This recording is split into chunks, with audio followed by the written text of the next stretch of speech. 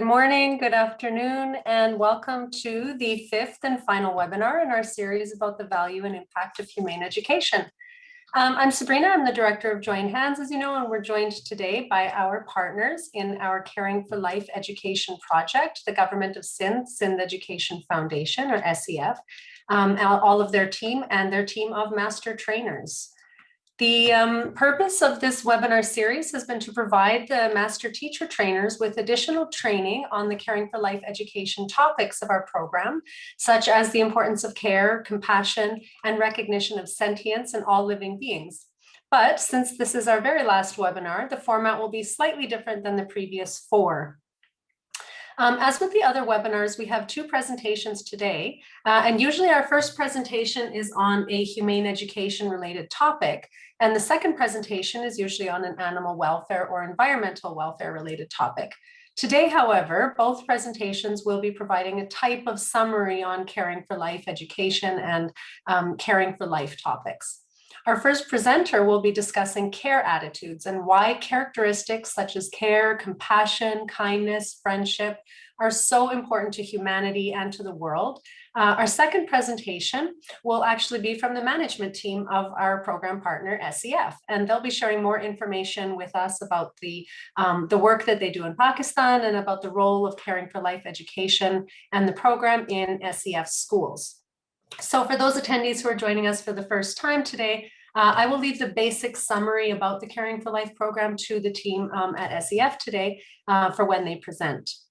The other main difference with our webinar today is that we will conduct two Q&A sessions, one after each session. Since this is the last webinar, it will be a slightly bit longer than the other ones, so we wanted to ensure that all of our attendees have an opportunity to address any of the questions that they have for the first presenter, just in case they're not able to stay for the entire session. And it will also give us an opportunity to break up the webinar a little bit, so we have a bit of a break as well. So once the first presentation is done, we'll open the floor to questions for our first presenter, Professor Terence Ryan. And if you have any questions for him, please make sure that you note those right away, since we won't be saving them to the end of the session. And then we'll do the Q&A feature in Zoom, and we'll address questions for him at the end of his presentation. Before we get to the first presentation, though, I would like to invite the Managing Director of SEF, Mr. Abdul Kabir Qazi, to the panel to share a few words on behalf of the SEF team. For those of you who are not aware, Mr. Qazi is a retired senior bureaucrat with over 30 years of field experience and a plethora of challenging portfolios. He belongs to the distinguished cadre of Pakistan Administrative Services and retired as the Home Secretary with the Government of Sindh in November 2019.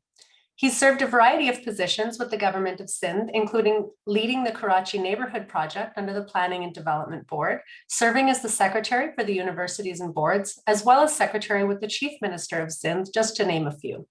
Besides government positions, he's remained involved in the implementation and management of a number of development projects funded and assisted by international partners, such as the World Bank, Asian Development Bank, USAID, and the Department for International Development, supported by the government of the UK. Mr. Qazi has a passion for education development, and he's been keenly working to promote and improve the state of education in Pakistan. He believes that education has evolved to become a cross-thematic challenge and is no longer an issue that can be addressed by a single department or an entity. I've seen this firsthand, and I want to point out that this program had a lot of bumps along the way, and we're very grateful for the efforts that Mr. Qazi has made to ensure this program could come to life. He saw what a wonderful opportunity this was and really went out of his way to overcome those final hurdles that we faced, and we couldn't be here without him. He's been a very positive force throughout, and I'm very happy to be able to welcome him again. So, Mr. Qazi, I'll turn it over to you. Thank you very much, Ms. Sabrina, for giving me this opportunity. And a very good afternoon and assalamu alaikum to all other participants from all the four corners of the world. This has really been a great experience of joining hands with the Join Hands. We started this journey somewhere in 2019, and by September, October 2019, we were able to sign a memorandum of understanding to actually launch this program officially and formally in Sindh. And it's a great pleasure for me to inform all that our government, particularly the Chief Minister, was very keen actually to see this kind of program being shaped up. with this support and with this kind of support from the partners like Join Hand, like from and very many individuals actually. Same as Joy was there, and I don't want to name a few because there were so many actually working behind this. Sabrina knows this, and we have been really interacting very closely with each other on this project. But not me myself, but of course my team, my director Ms. Shapara and her team and her trainers, and then our director program Ms. Sadaf also joined in during last couple of months. So this has been a great a working team actually that has been doing all this.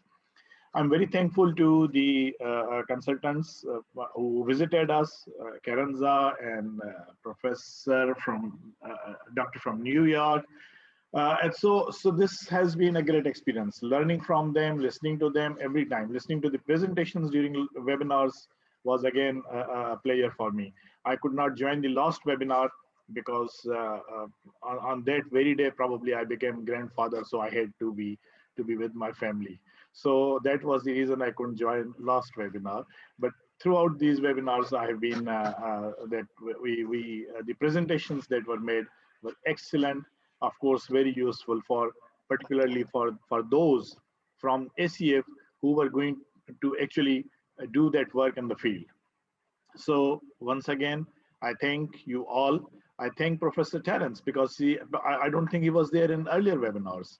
So we really enjoyed, sir, our visit to Oxford and those meetings that we had in Oxford and those presentations that we saw and we heard, and we were audience there in the Oxford. I wish all the best of luck to the master trainers, to the team members, others from ACF who would be participating in this project.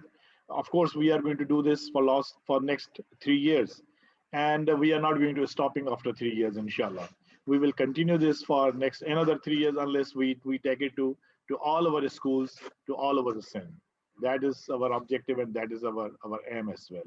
So thank you very much, all of you. I wish all the good luck to the presenters today, because I would be leaving. I have to catch a flight for the Islamabad. So good luck, and thank you very much for giving me this opportunity. Thank you, Mr. Kazi, for joining us. I hope you have safe travels today, and congratulations on your grandchild last time. I that didn't know that was why we missed you last time. So congratulations to you and your family.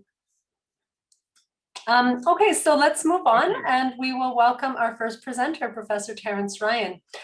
Before we do our introduction of Professor Ryan, we will do our icebreaker activity.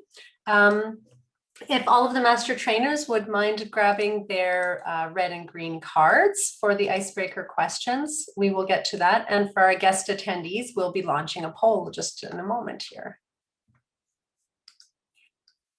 Okay, so let's begin with our icebreaker questions. So the first question: a care attitude is just as important as care technology. Green for true, red for false.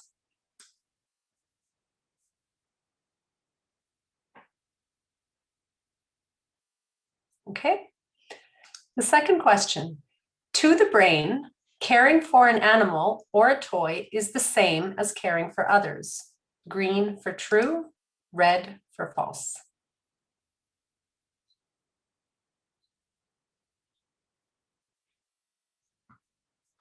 Okay, and if you guys are able to hold them nice and high so we can see them, the camera is it's a little bit tough to see from far away, so that would be helpful. The third question: animals and trees can exhibit friendly gestures. Green for true, red for false. Okay. Fourth question: the chief components of friendliness are green, contact, or red, a smile.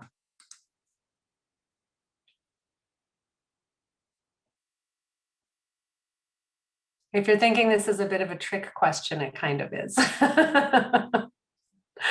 Okay, and the final question: friendly counseling is just as important as scientific medicine. Green for true, red for false. A lot of confidence in this one from everyone. Okay, great. Thank you, everybody.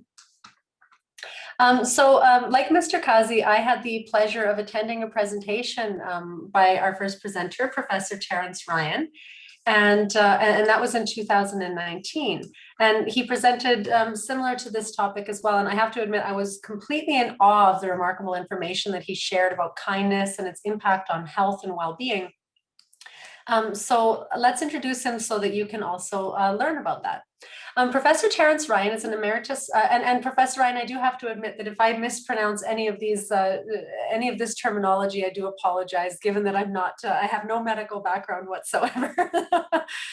Professor Terence Ryan is an emeritus professor of dermatology at the Green Templeton College of Oxford University and Oxford Brookes University. He's an honorary president of the International Society of Dermatology, chairman of the International Society of Dermatology's Task Force for Skin Care for All, Community Dermatology, and the director of the Global Initiative for Traditional Systems or Gifts of Health in Oxford. Professor Ryan has contributed to the Morbidity Control Program of the Global Alliance for the Elimination of Lymphatic Philosophy and the World Health Organization's Essential Drugs Committee on Leprosy. He has published over 700 articles in the fields of dermatology, sexually transmitted diseases, leprosy, microcirculation, and related subjects, and has a particular interest in lymphology and promoting healthy skin in the developing world. He has several Lifetime Achievement Awards in these disciplines. He was co-founder of the Regional Dermatology Training Center at Kilimanjaro Christian Medical Center in Tanzania, which is a World Health Organization collaborating center. And while doing this, he was also setting up training centers in Guatemala. He is a mentor of the Institute of Applied Dermatology in Kerala, India. Managing lymphedema at this center recently has gained the approval of Bill and Melinda Gates, who are seeking to set up 8 more such centers. Finally, he is also the curator of the home of Sir William Osler in Oxford. Clearly, Professor Ryan is a global leader in his field, and no doubt we will have some groundbreaking insights to share with us today. So please, I hope you'll all join me in welcoming the very illustrious Professor Terence Ryan from Oxford. So I will pass it over to you, Professor Ryan, for your presentation. Well, good day to you. It's a great pleasure to be with you. I'm very honored to be asked. This is an important subject. I'm using a big brush and starting with just the theme of the healing power of nature. I believe what Joint Hands has been doing is extremely important, and I'd like to emphasize the importance of friendliness. I'm going to be talking about the brain and the way it responds in many recipients by relieving pain and anxiety in both giver and receiver, and enables the provision of humane education. Next slide, please. I'm talking about nature and humanity. When you've shifted it again under the pictures. That's it. That's fine. Care attitude includes sympathy, empathy, compassion, the provision of dignity, kindness, bringing cheer and joy, and friendship. These are all outputs of the mind dependent on the brain. I will explain how the brain can stop inflammation as well as cause it. All animals have the capacity to care and to use the brain to do so, but I will emphasize that the large human brain is best at it. Next, please.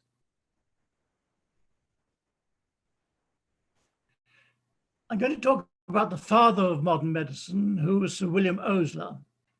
He's known as the father of modern medicine because of his therapeutic power and because of his publications. His therapeutic power was underlaid by friendship.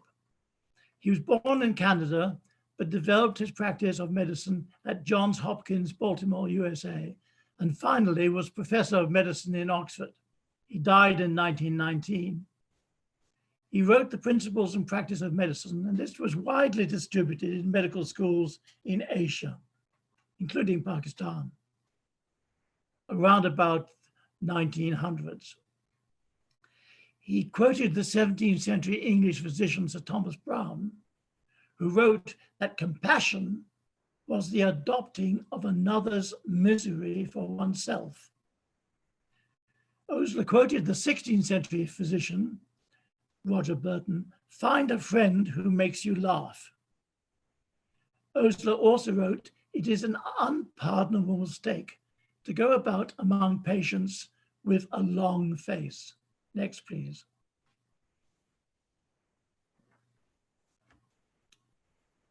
So about care technology and care attitude, there are thousands of interventions derived from science, which are equivalent to care technology and are mostly applied with care attitude.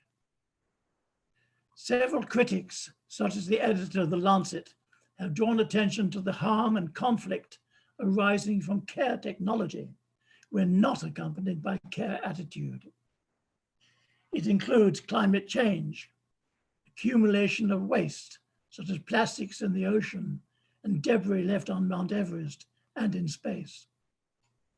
Science or care technology is capable of destroying us unless guided by humanity, which is care attitude. Next, please. Friendship is joining, and it is recognized as wishing well, offering help, and being on good terms with. Although mainly described as a human quality, there have been many studies in primates and rats. It is, however, language, imagination, foresight, and storytelling that gives humans a greater advantage. Even trees provide shade as a friendly gesture, according to the 17th century English poet Dryden. Friendship is the best intervention for loneliness. Adopting a friendly attitude is therapeutic and can be beneficial to the animal and plant kingdoms and even to the inanimate. Next, please. For the lonely, frightened, distressed, or confused, compassion with a component of misery is perhaps less helpful than the joy of friendliness. When care attitude is added to care technology, it is the least costly of interventions. Connection and not solitariness is a power for healing. In a previous webinar, Rob Laidlaw said, enjoy space, landscape, and gardens, which soothe. Feel free, make social contact, and find things to do. I would add, to do all this with a smile. Next, please. Here's a picture of the brain. And on the left-hand side, you see the forebrain. This is an important part of the brain present mostly in man, which takes foresight, imagination, memory, storytelling, and transfers it to the amygdala, which is that part in the lower brain, right in the central brain, part of the oldest part of the brain, which deals with the emotions. And there are connections between the storytelling and imagination part of the brain and the emotional part of the brain. Next, please. The brain registers life events, storytelling, the smiles and laughter of friendship. And it does this in the forebrain, best developed in man. It transmits them to the emotional center deep in the oldest part of the brain. And this is present in all the animal kingdom. It results in the release of chemicals which suppress anxiety and pain, and it creates a balanced response from the nervous system when activated by fright and flight. Professor Dunbar in the Oxford Department of Experimental Psychology made a startling and important statement in 2018. He wrote, "Friendship is the single most important factor influencing our health, well-being, and happiness." I repeat, friendship is the single most important factor influencing our health, well-being, and happiness. Next, please. The smile and laughter are usually an emotional response, but when a pencil is placed between the teeth, thus, it can create a pattern of muscular contraction, turning up the corners of the mouth, similar to a smile. But it may then be without feelings or amusement or pleasure, and yet the brain recording a pencil between the teeth activates the amygdala as it does with laughter. Tails will wag with pleasure. Horses' ears, which are folded back with alarm, move forward. Cats will purr. These accompany genuine emotional feelings, but only humans can be actors exhibiting smile or laughter without fully having the accompanying and appropriate feeling. Indeed, the best actors learn to cry without exhausting themselves with emotion. Next. Next. There are many agents that are released by the brain or in the brain and around the body as a result of the emotions acting through the forebrain amygdala link. Back in 1915, Cannon showed that animals react to threats with a general discharge of chemicals, most of which are adrenaline-like, and the sympathetic nervous system, preparing the animal for fighting or fleeing. A little later, Selye looked at stress, which also releases a number of chemicals.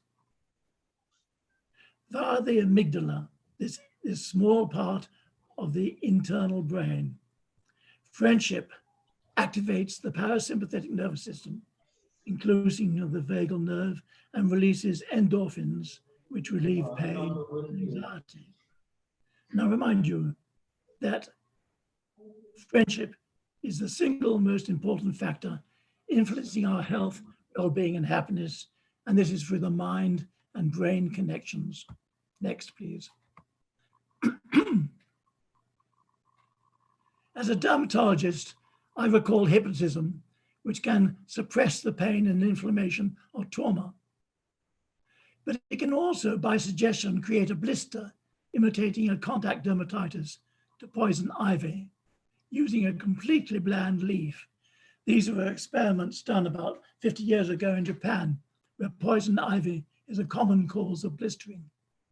And by using an absolutely bland, harmless leaf, but telling the patient that it was poison ivy under hypnotism, they could develop a blister. Acupuncture is another example of mind-brain neurology. It's used for preventing the pain and emotion of even major surgery. Even a non-venomous snake bite can kill by fear through the brain. If the belief is that the snake is an evil spirit, then someone able to persuade the brain that the evil spirit has been removed will be as effective as antivenom. This kind of susceptibility varies, but training plays a part in all of the above. Next, please. The brain can reduce inflammation, and I give you some examples here. Often it is in a religious ceremony that the brain can suppress pain, bleeding, inflammation, and allows, as you see here, repetitive body piercing. Here's a young man with something going through his cheek. It's not bleeding, it's not painful, and he's done it many times and there's no scarring. This is the mind through the brain affecting inflammation. And on the right, you see a Muslim ceremony, photograph I took many years ago of a dance to music in praise of Allah, and there was a sword entering his abdomen some 6 centimeters above the liver and below the lungs. No bleeding, no pain, and he's done it before. Next, please. Here's an Indian fakir lying on a fire or flame. He's done this many times, but has no burns. He says that fire is his friend. Next, please. On the other hand, while I've shown you that brain can suppress inflammation, it can also, in some people, induce it. The most famous are the religious responses of some of the Christian saints, like St. Francis down on the left, who had bleeding of the palms and soles, imitating the crucifixion, due to the mind active through the brain. And then you see a peasant from Portugal. I was asked to examine some 50 years ago by the Archbishop of Portugal. She was earning a lot of money because she could produce a cross swelling, which then bled. And she did this every Friday, and coachloads of people came, and she made a lot of money. But the church did not think she was a saint. They did not think she was a good person, and they wanted to know the mechanisms. At that time, we had no idea, but we were showed that there weren't any of the usual mechanisms which cause bleeding.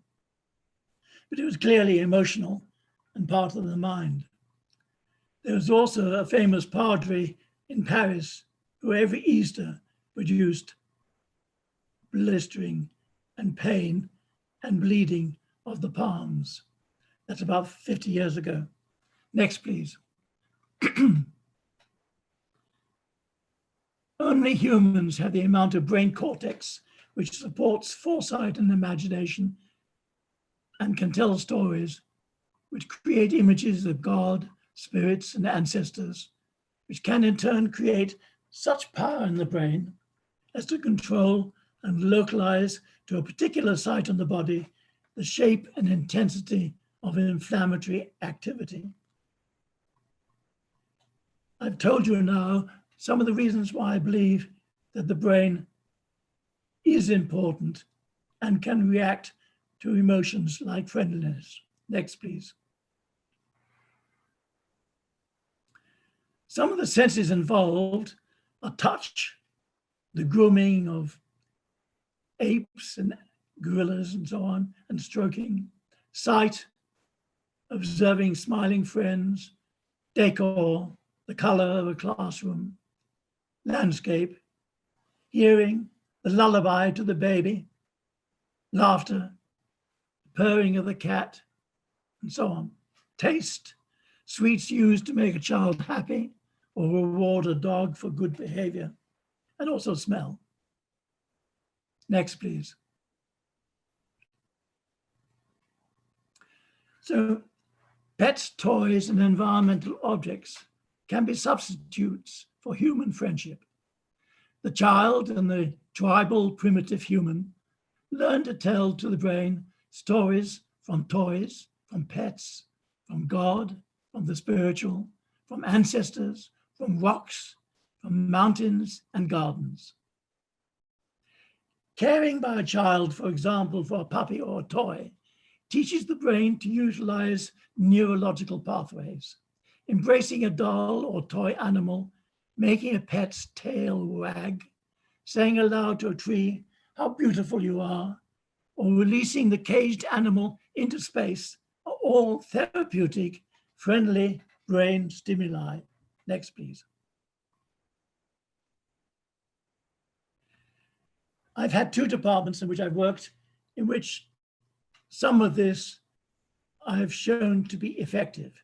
One was the Oxford Department of Dermatology, which had the Cochrane Annex for leprosy and did a lot of international research. They used to discuss a great deal of the effect of isolation, which on the whole was harmful, but nevertheless was the way to treat leprosy.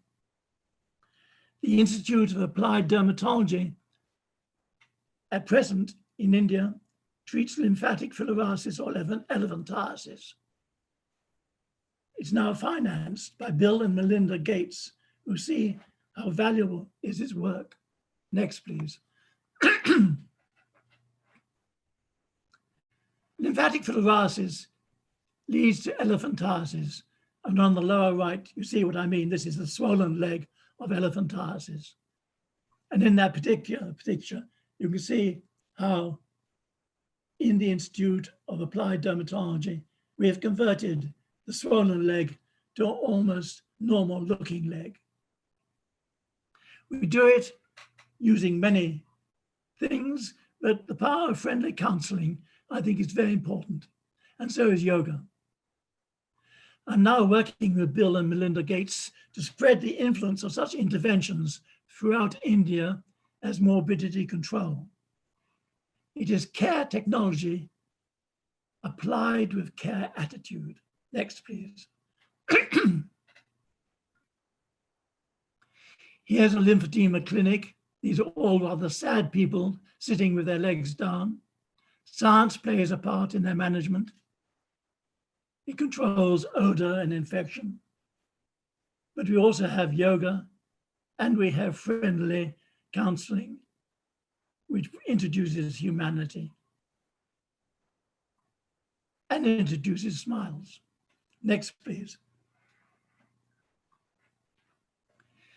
Here you see the Institute of Applied Dermatology's characteristics.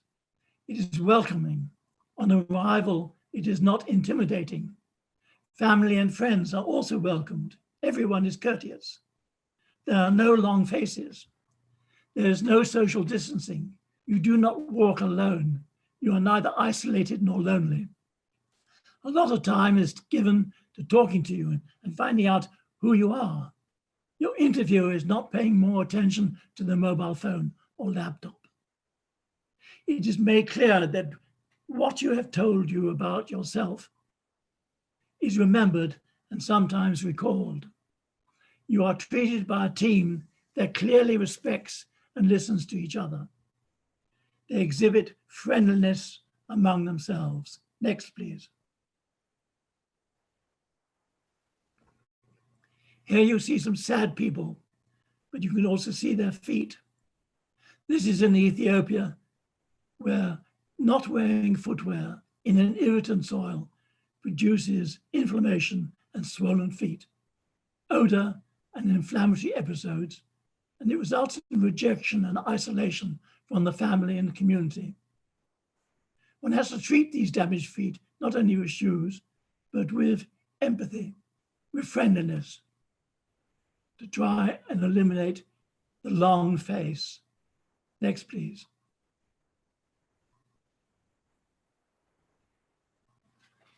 One should have the correct facial expressions of smile. Loudness and tone of voice must be controlled. There should be appropriate body contact, sharing of others as in group therapy, small acts of kindness, words of comfort, encouragement, thanks or judgment, using a preferred name when making contact. Next, please.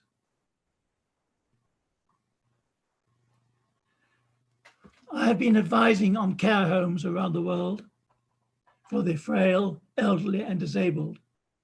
And particularly in China, I've been working with Actasia to try and teach in schools how children can be helpful with the disabled and elderly.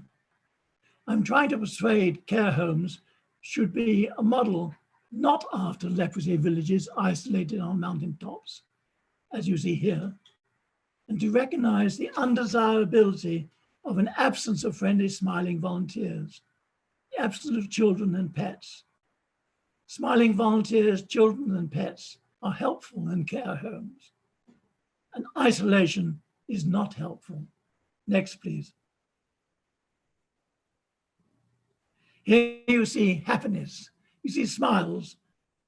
These are people wearing footwear who are no longer isolated from their family.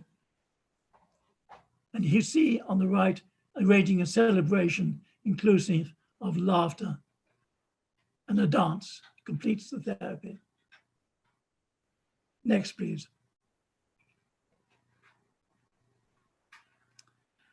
Imprisonment affecting up to 74 million people around the world and 79 million persons forcibly displaced as a result of persecution, conflict, violence, human rights violation or events. So said the Lancet recently. Concentration camps for humans and mass production sites for animals and birds. As Rob Laidlaw said, a cage, den, kennel, goldfish bowl, or zoo can be the site where isolation can be the cause of great unhappiness. The immune system is depressed by such experiences, and infections in the isolated become more common. Next, please. The WHO has recognized the need for enlarging the profession of community health worker, but there is some anxiety about overloading their curriculum. I maintain that friendliness that any therapist can acquire and can acquire it without overloading the curriculum. It's mostly by example. Friendliness should be a priority. Its chief components are contact and a smile. Next, please.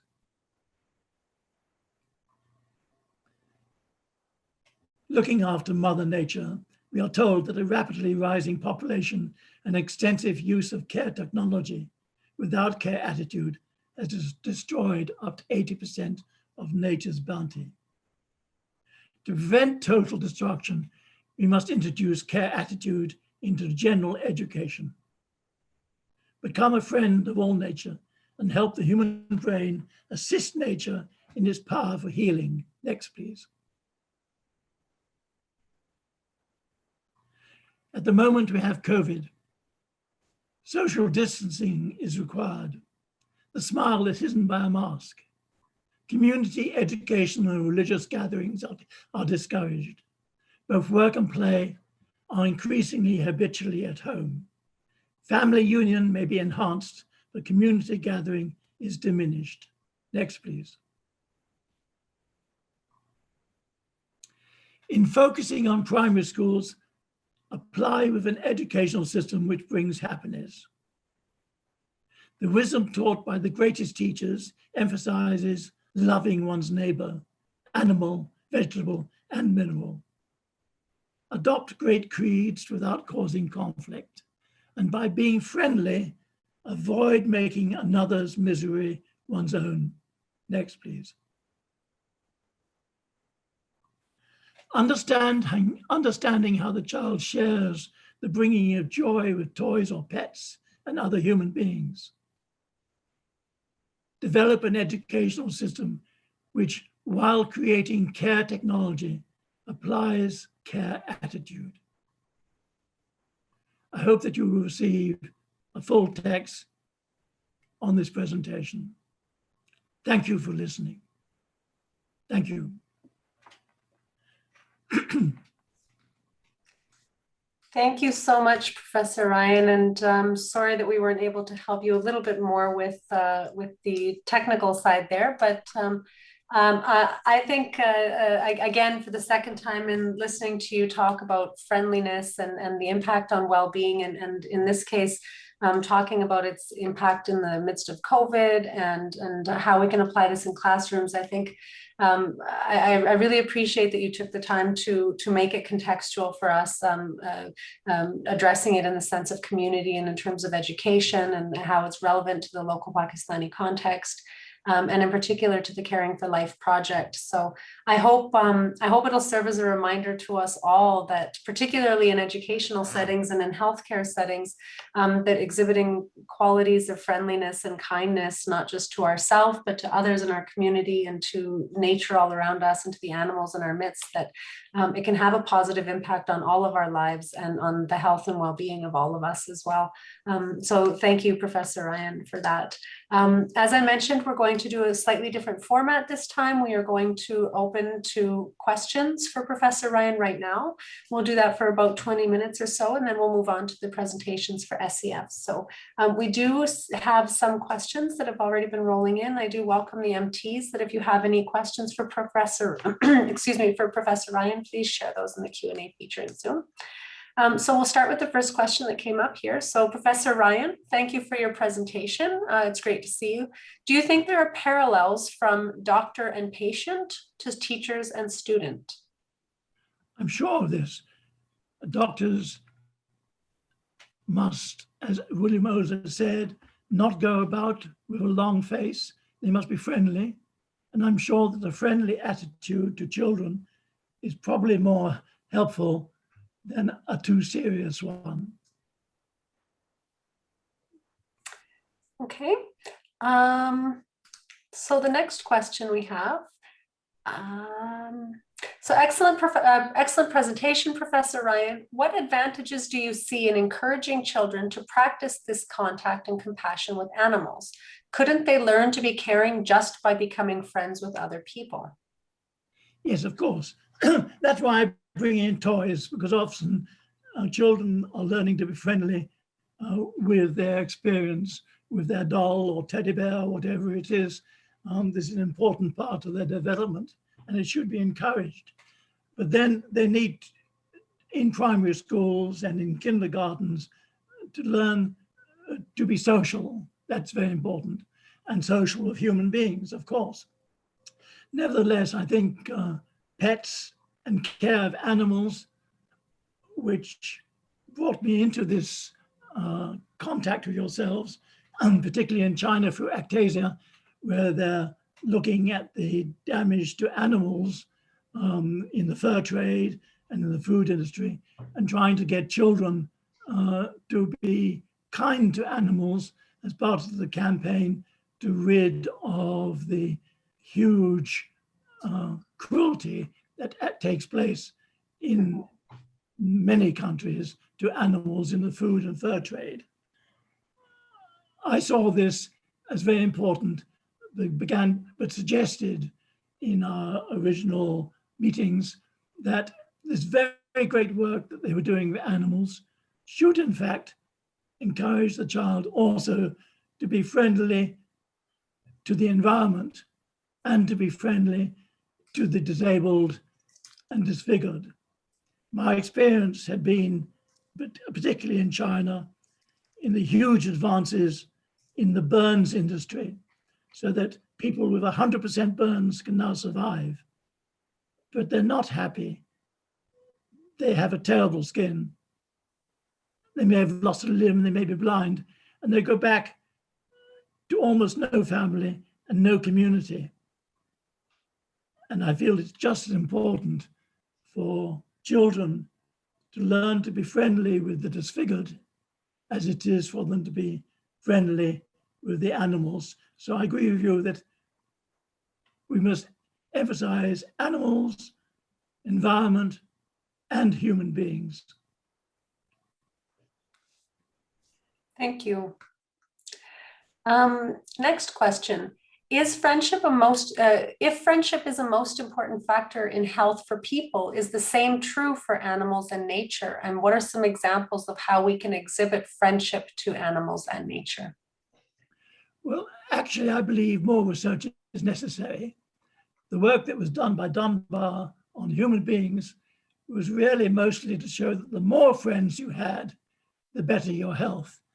And he was counting friends. Others were looking at some activities under hypnotism and the like. But I think that much more is needed. And I'd be very pleased if you who are looking at how best to teach and how best to introduce these qualities to children, also look at the wider aspects of it. More research is needed. Here's an interesting question, and I'm going to add to it a little bit. It's particularly in today's times where artificial intelligence is really becoming much more mainstream and part of the norm with technology. One question here is, can we replace people with machines, and will people suffering in their misery end simply by using care technology? No, I don't think you can. We find in medicine that many doctors spend more time looking at their laptops than the patients they're meant to be interviewing, so that the patient feels that he's not really being looked after by the doctor, because the doctor appears to be more interested in the information on the laptop. We find increasingly that more and more people are referring to their telephones, mobile telephones, rather than communicating between each other. And so I don't think that we can do without contact, touch, looking at each other, smiling at each other. I don't think that instruments can replace this. They can help with other aspects of it, but we need both. Another question is, how can caring for life promote friendship, and are clubs a good idea? And what was that again? Are clubs a good idea? Clubs, Mm. yes, of course. It's what we in medicine call group therapy. It's been debated over the years whether people with disease like to come together. Some don't, but others do like to come together and benefit from clubs. And each disease has its own association and society, which finds that it can benefit. It, amongst other things, it finds the gaps and fills the gaps. A group of people can work out what is most needed and provide the patient view on each disease. And I think modern medicine is very much benefited by the clubs and societies of the various diseases, which inform them of aspects which the doctor alone wasn't observing.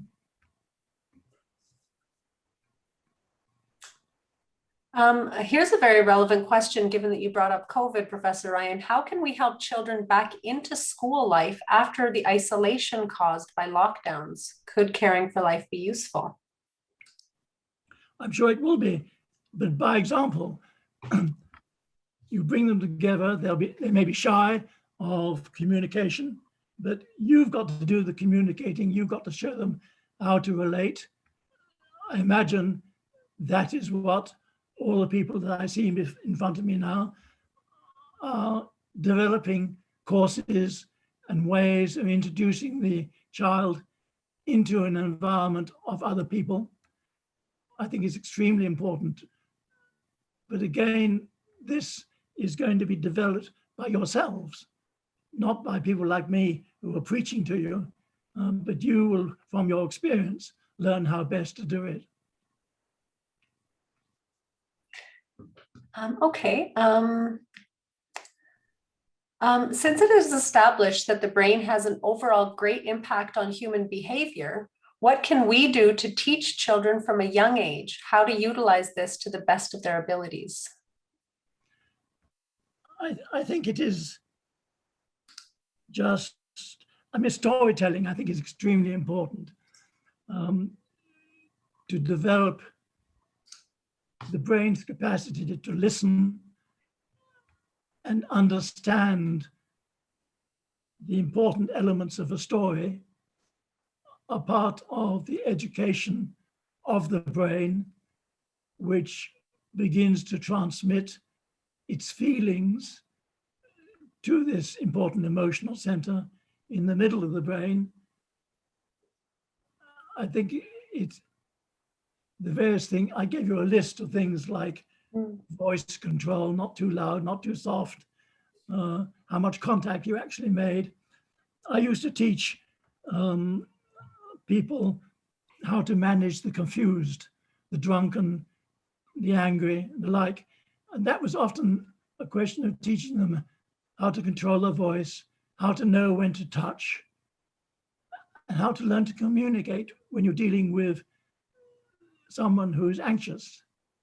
And I think it's all a part of experiment. It requires training, and it requires repetitive training. Can't be just be done once. Acting is good too. play acting, storytelling, very important.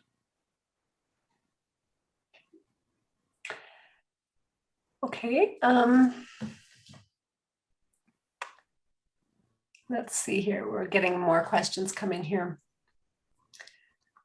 Well, there's a couple of good ones really here. So in asking children to feel compassion towards others, you noted how this asks them to share their pain.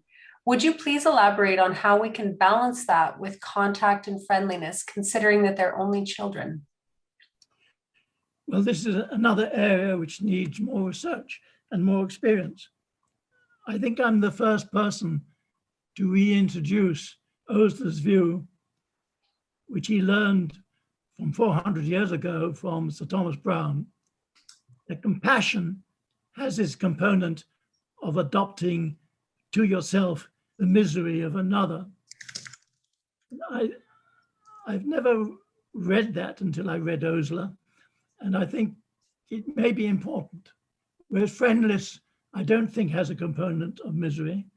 I think friendliness is smiles and introducing joy. But we really need more observations, more studies, and more research.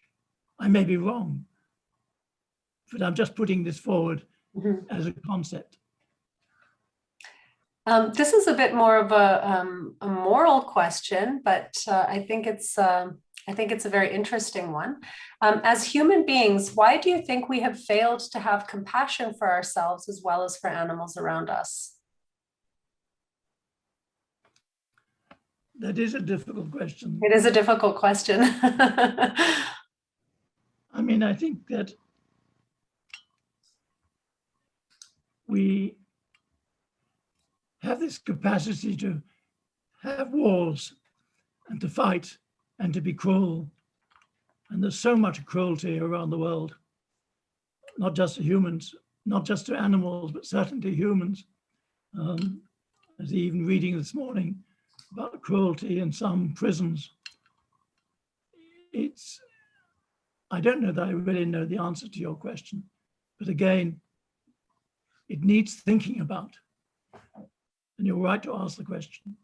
It's a very good question, and I think I think any of these kind of questions that have very open-ended answers or can be a very moral question are difficult to answer because there's no one answer. Maybe I'll follow it up with another question by an attendee here that is a good segue into it. Are there perhaps any subtle or less obvious indicators that young children that may suggest they lack empathy?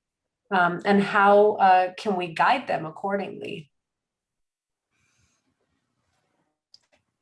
Again, not an easy question. Well, I think a smiling child is not going to be a sad child. He's not going to be a hurt child. So I think looking at ways to make a child happy, and it's often the introduction of toys. And I think also reading about primitive man, the Aboriginal in Australia and the like, the things that make them happy in the environment can be extremely important parts of their education and life. And I think enjoying the environment, enjoying animals is important. This is a good question as well. Care technology has a bright future. How do you predict a human future with it? We certainly need care technology. Everybody knows that science is magnificence. The vaccination story here in the UK is science, is technology, and is a great success. But I think that in the background, all the issues of how you distribute that vaccination and persuade people to have it introduces some of the defects in people's behavior and shows us that we need care attitude. We need to be able to apply to this technology of, say, vaccination, the encouragement and pleasure that is part of the business of the vaccination. I've had my vaccination and I went to the most happy place to have it. Everybody there who was volunteering to give the vaccination was smiling, encouraging, and it was a really beautiful, happy place where the vaccinations were taking place. And I think it's one of the reasons why in the UK we're having such success with vaccinations, is that this is the vaccination places where this is happening, where this technology is happening, is actually applying it with enormous care attitude, a great love of human beings. Let's switch from human beings to nature. One question we have is, how do we develop a caring attitude towards nature and the environment? Well, I think one has to see it, one has to participate in it, one has to be, I think, particularly in childhood, introduce what is beautiful or why one thinks something is beautiful, the beautiful tree, get people to observe nature, to see nature. We have in England a man called Attenborough who produces a lot of programs on nature. And these are colorful, empathic, and wonderful introductions to understanding nature. So I think it is really a question of being allowed to see nature when it is at its happiest. And in Australia, it may be a huge rock like Ayers Rock, or it may be a pond, and is often associated with the belief that it is associated with a history. And understanding the history of the development of nature, I think, often plays a part in why one likes it or doesn't like it. Let's ask one more. There are a few more questions here, but just keeping an eye on the time, and that we have the presentations from SCF as well. I'll ask one more question, and then if we have time at the end, then we'll come back to some of the remaining questions. This question is good to sort of summarize. How can we bring closeness when technology has isolated us? Say it again. How are we able to bring closeness when technology seems to have isolated us? Well, we need to realize how much it is isolating us if you're talking about COVID.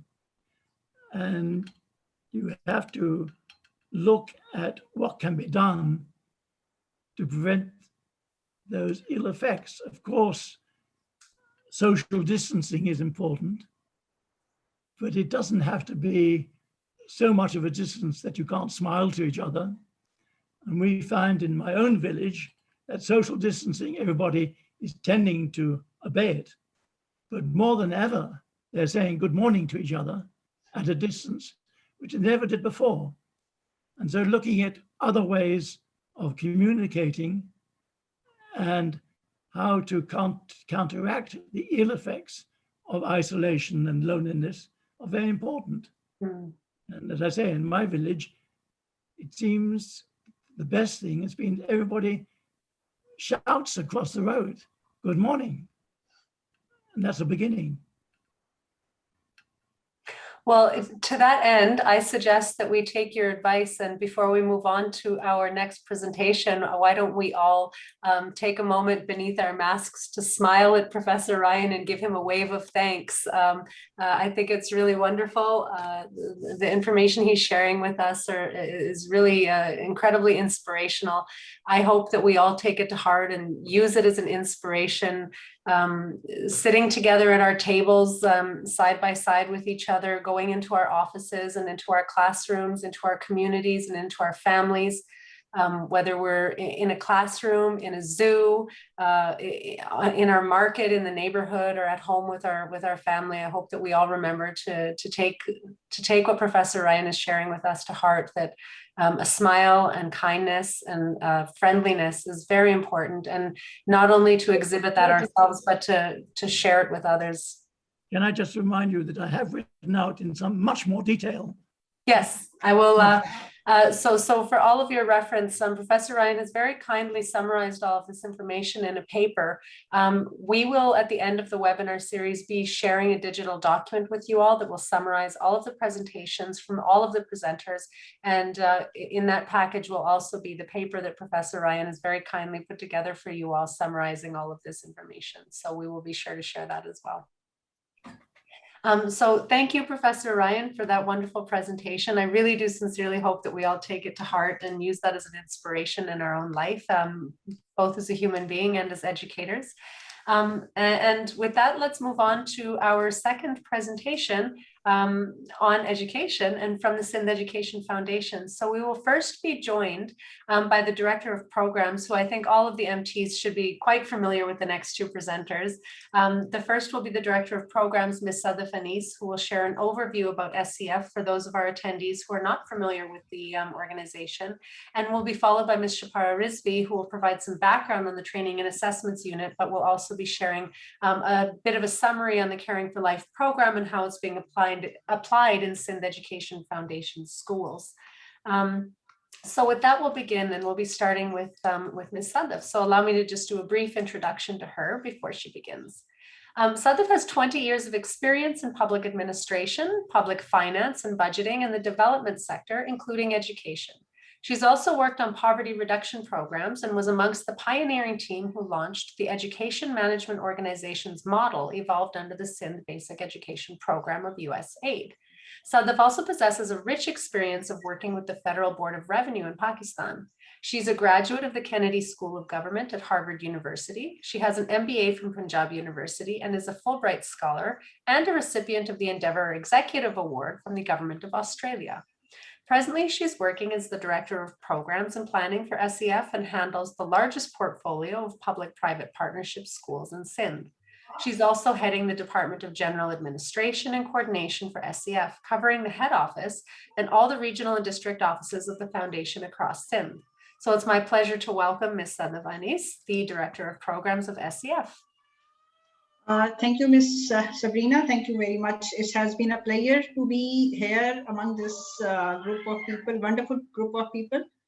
And I would like to thank Professor Ryan for your wonderful presentation today. I actually really loved it. Thank you very much for that. And I know that, so I will be sharing presentation. Actually, let me see, where did I?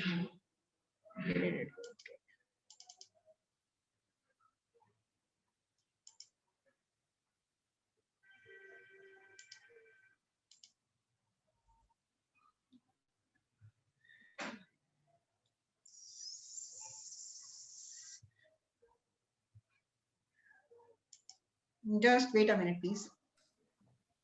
No worries, take your time.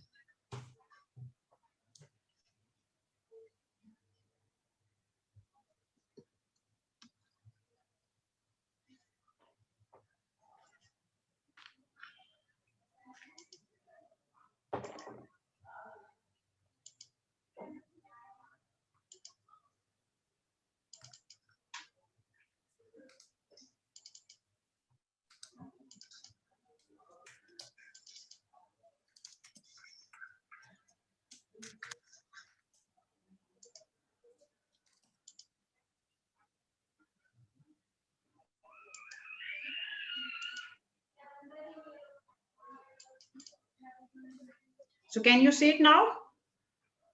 Yes. Okay. You'll just probably want to go into presentation mode, but yes, we can see that. There you go. Yeah. So today I'll be talking about what we are doing at Sindh Education Foundation, and I'm actually very honored to be a part of this organization. So we call it Sindh Education Foundation. It was established under an act in 1992. And the sequence of my presentation is going to be institutional framework, the operational modalities, and I'll be talking about the programmatic streams we have at SCF. And Ms. Chapara would be talking about training and CFL basically. But before I actually begin my presentation, I actually want to thank Kali Saab and Ms. Chapara for initiating this project, this program, when actually I was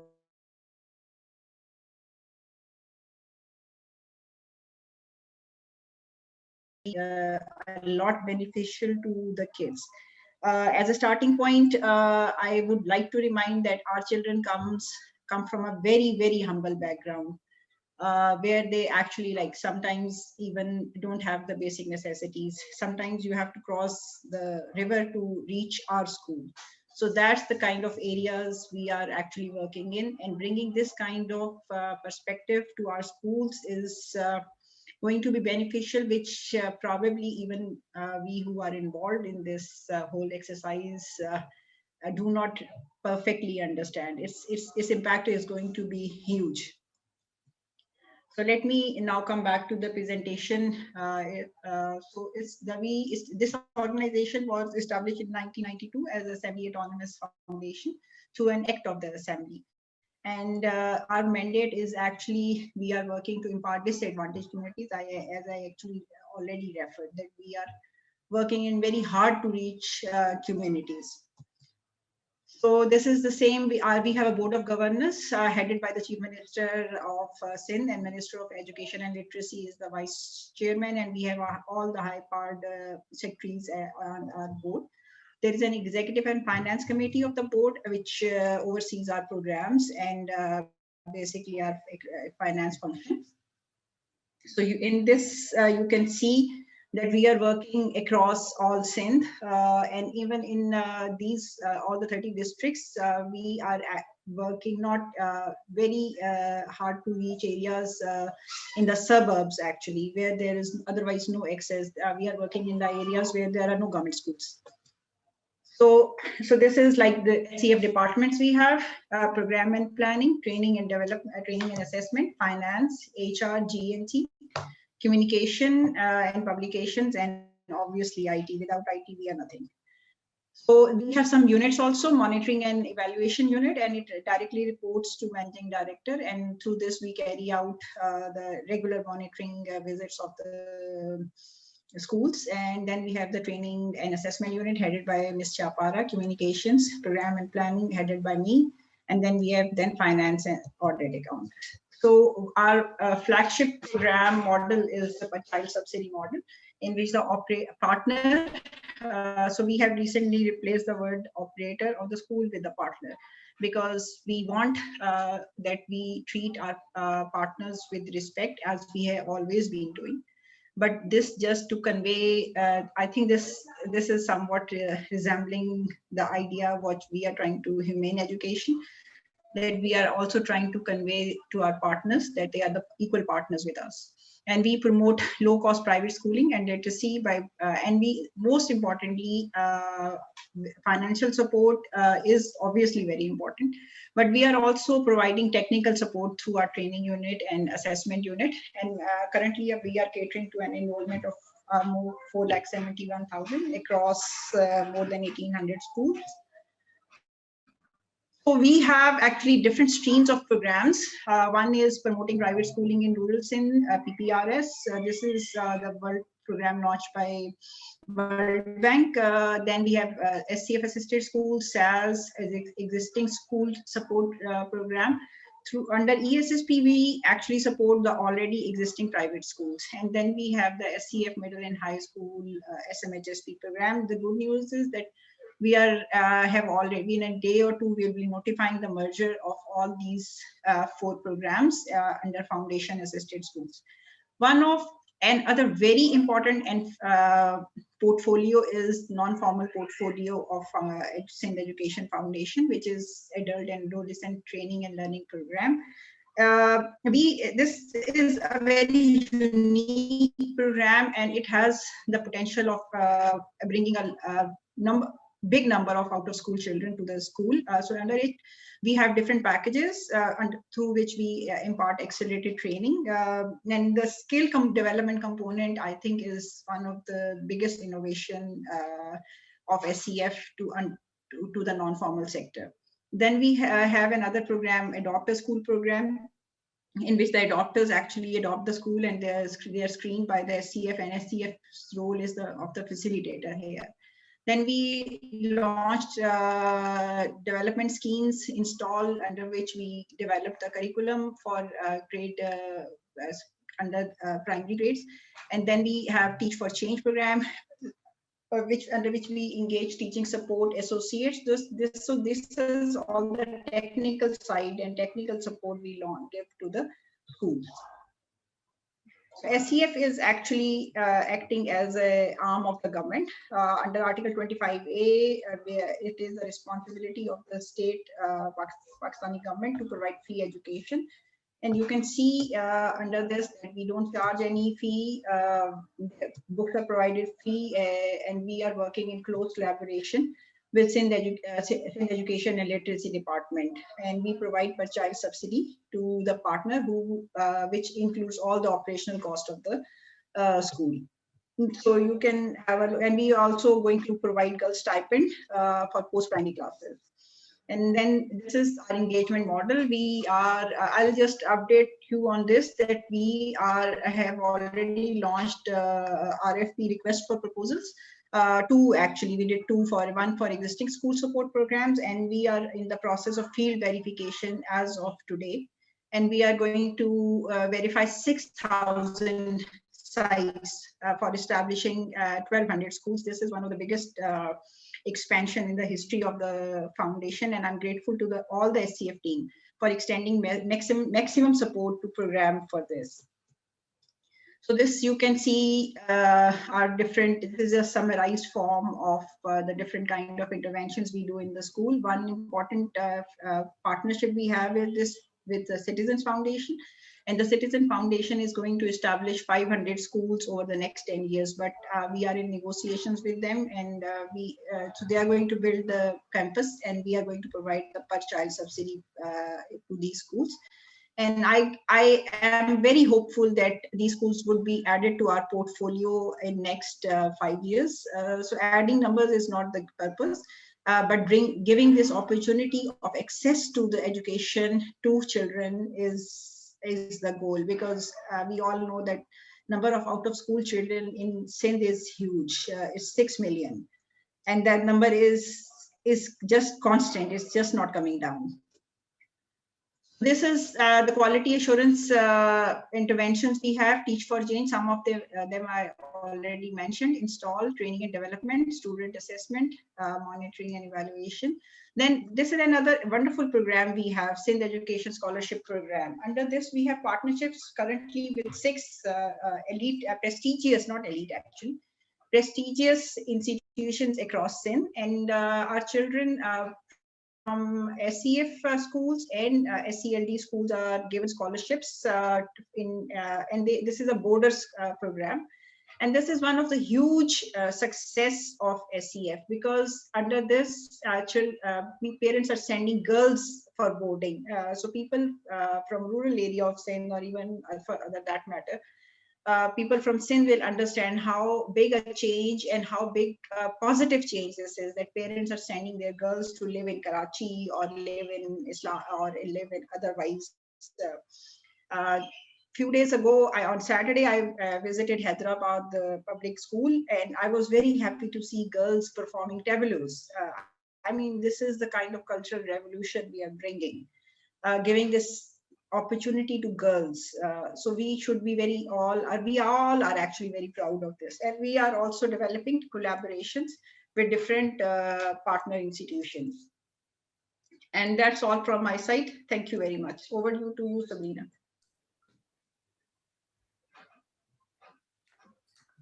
Thank you, Sada.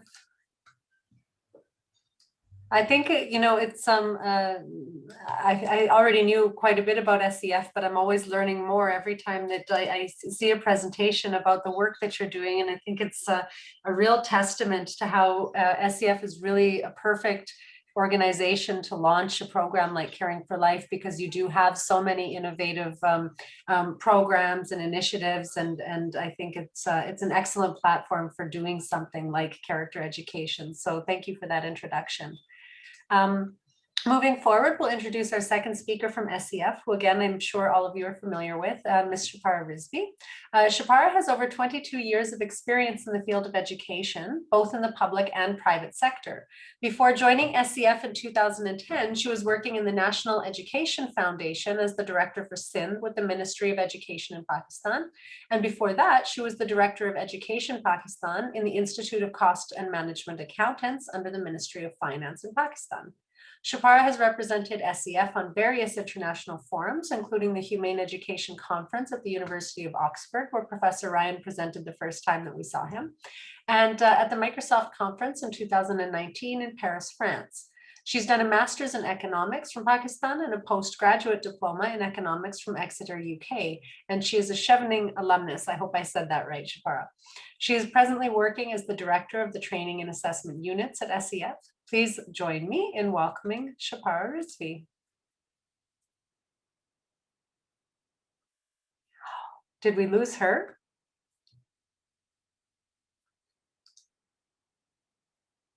I think we may have lost her.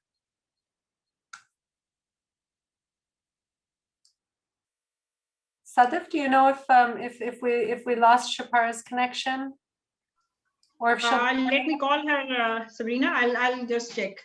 Okay, yeah, no problem. In the meantime, if you would like, Professor Ryan, we could probably touch on a couple of other questions if you're okay with that. Yeah. Okay.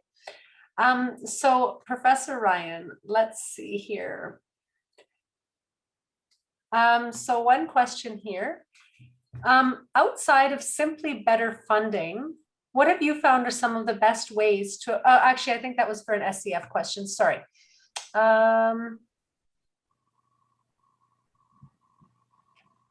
Here's one. Professor Ryan, can you speak to the fact that the brain has influence on hereditary diseases such as depression? Does the brain have influence on hereditary diseases such as depression when there is an abnormal release of neurotransmitters or damage in the neurons? Is it related to willpower of an individual? Well, I'm not a neurologist, nor I'm an expert in that area. I've just been fascinated by the publications, the really numerous publications that are coming out in the neurosciences area. It's just fantastic. And I don't keep up with them, but I just know that the field is advancing enormously. I don't really know the answer to that question. What I do know that that part of which I had looked at, which is what I talked to you about, the relationship between the forebrain and the emotional center, that goes on in depressed people as it does in happy people. It's still going on, and it has an influence.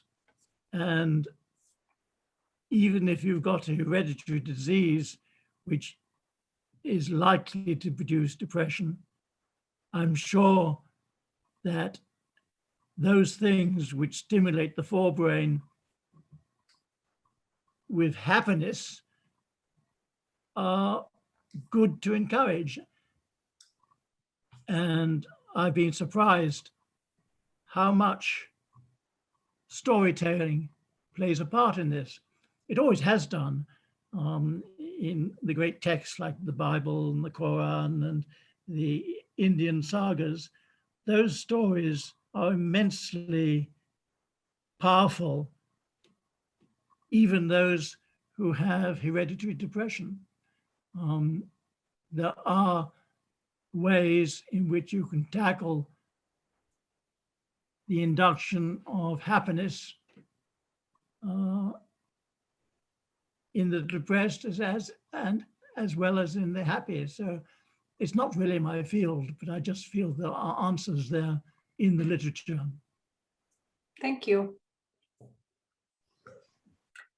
So it looks like we have Shapara back online now. So I won't bother everyone with introducing you again, Shapara, but I think if you are ready, then we can just pass it over to you to begin your presentation.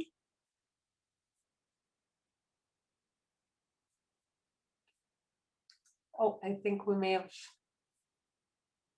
lost her again. Can you hear us, Shapara?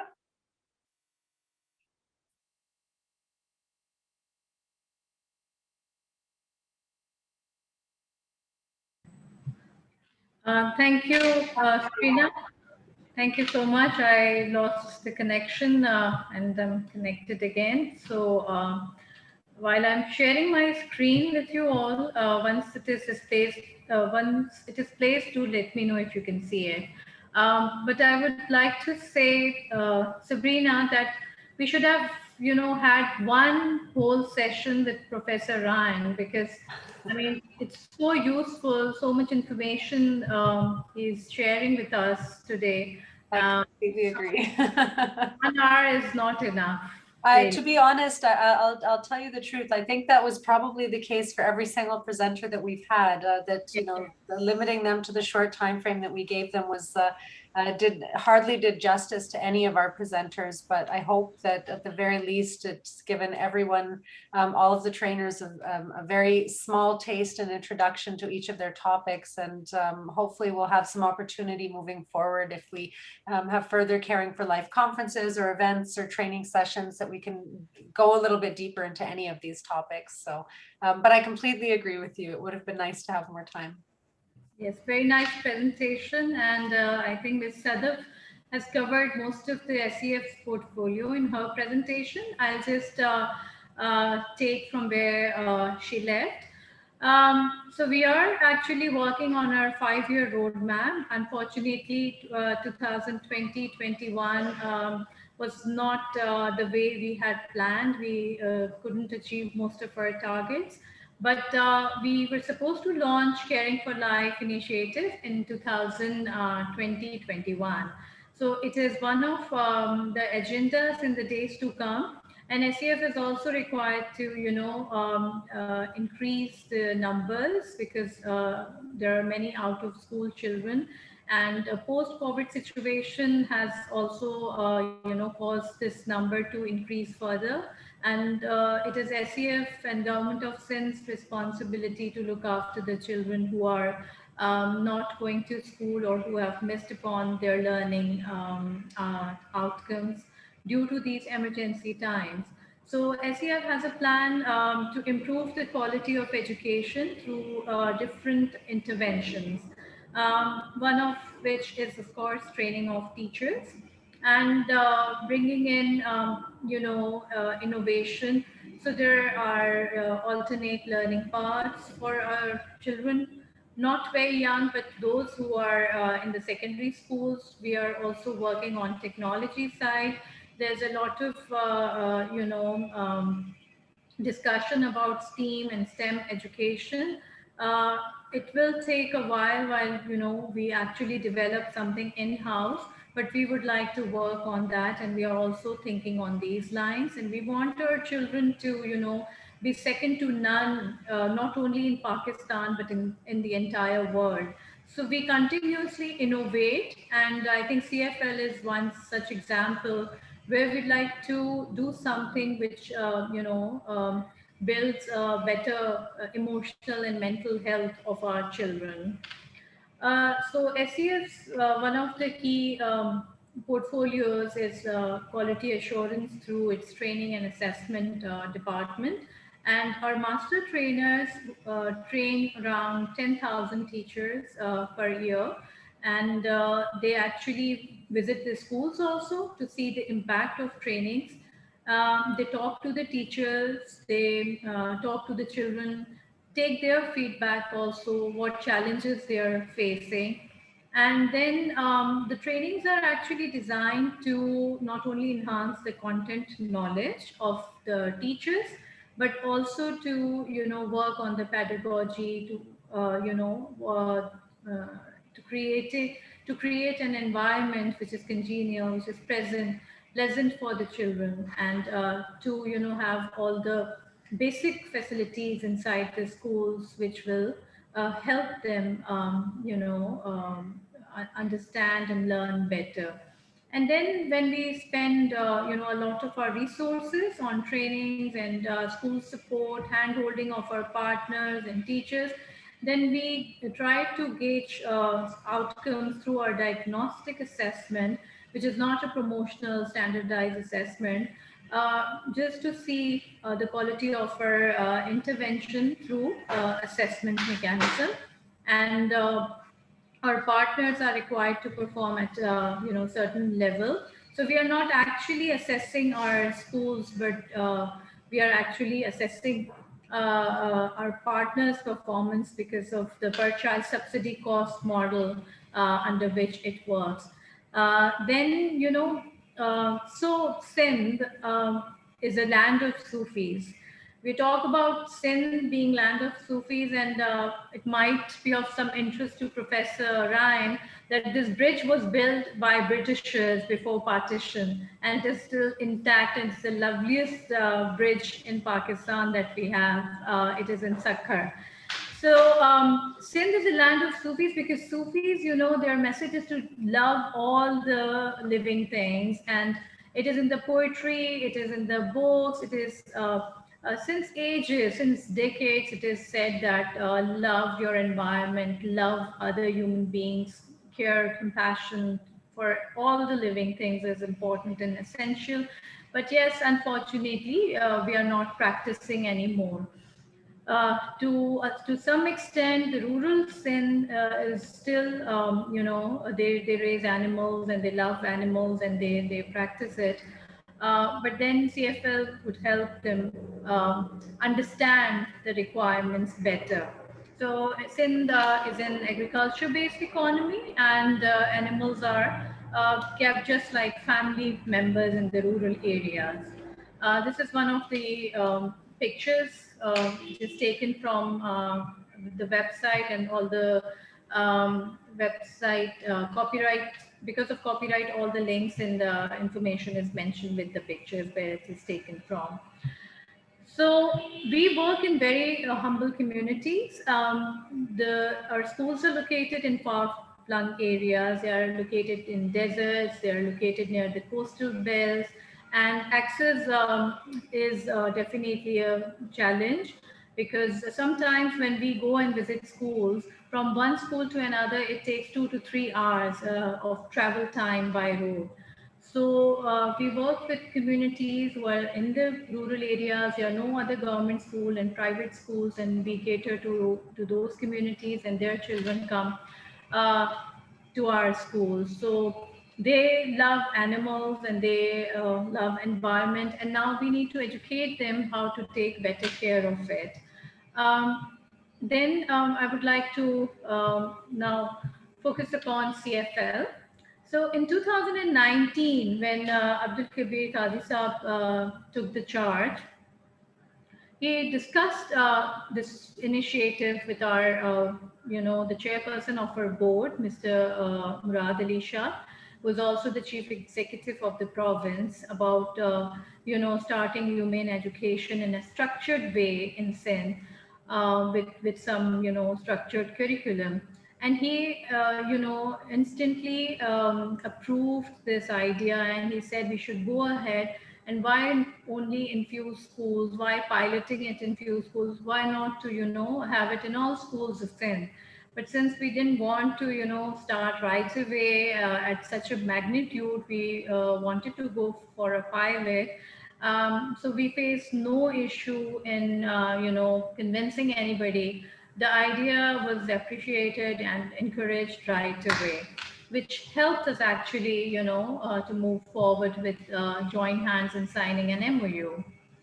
So CFL is important in our schools because, the typical, the conventional education system expects children to learn and just reproduce whatever they learn. And teachers and administrators are always, they are under the pressure of time management, meeting their targets, lesson plans, everything. So what we miss actually is the child and the child's physical, mental, emotional well-being, and and whatever her needs are, Maslow needs or any kinds of needs that, we should have catered, we usually tend to forget that. So we want our children to become good citizens, responsible citizens, and like Professor Ryan said, they should have an attitude of care. And because technology, nothing can replace care and compassion and empathy. So in order to build their, personalities and make them more friendly towards other living things, or all the entire environment, is to first, give them what they want. So CFL, we are expecting, will contribute definitely, and it will not only benefit our children to improve upon, their life, but definitely, and not only we're talking about emotional feelings, but when we talk about environment, they will learn better how to save resources. The content is about the environment, and empathy.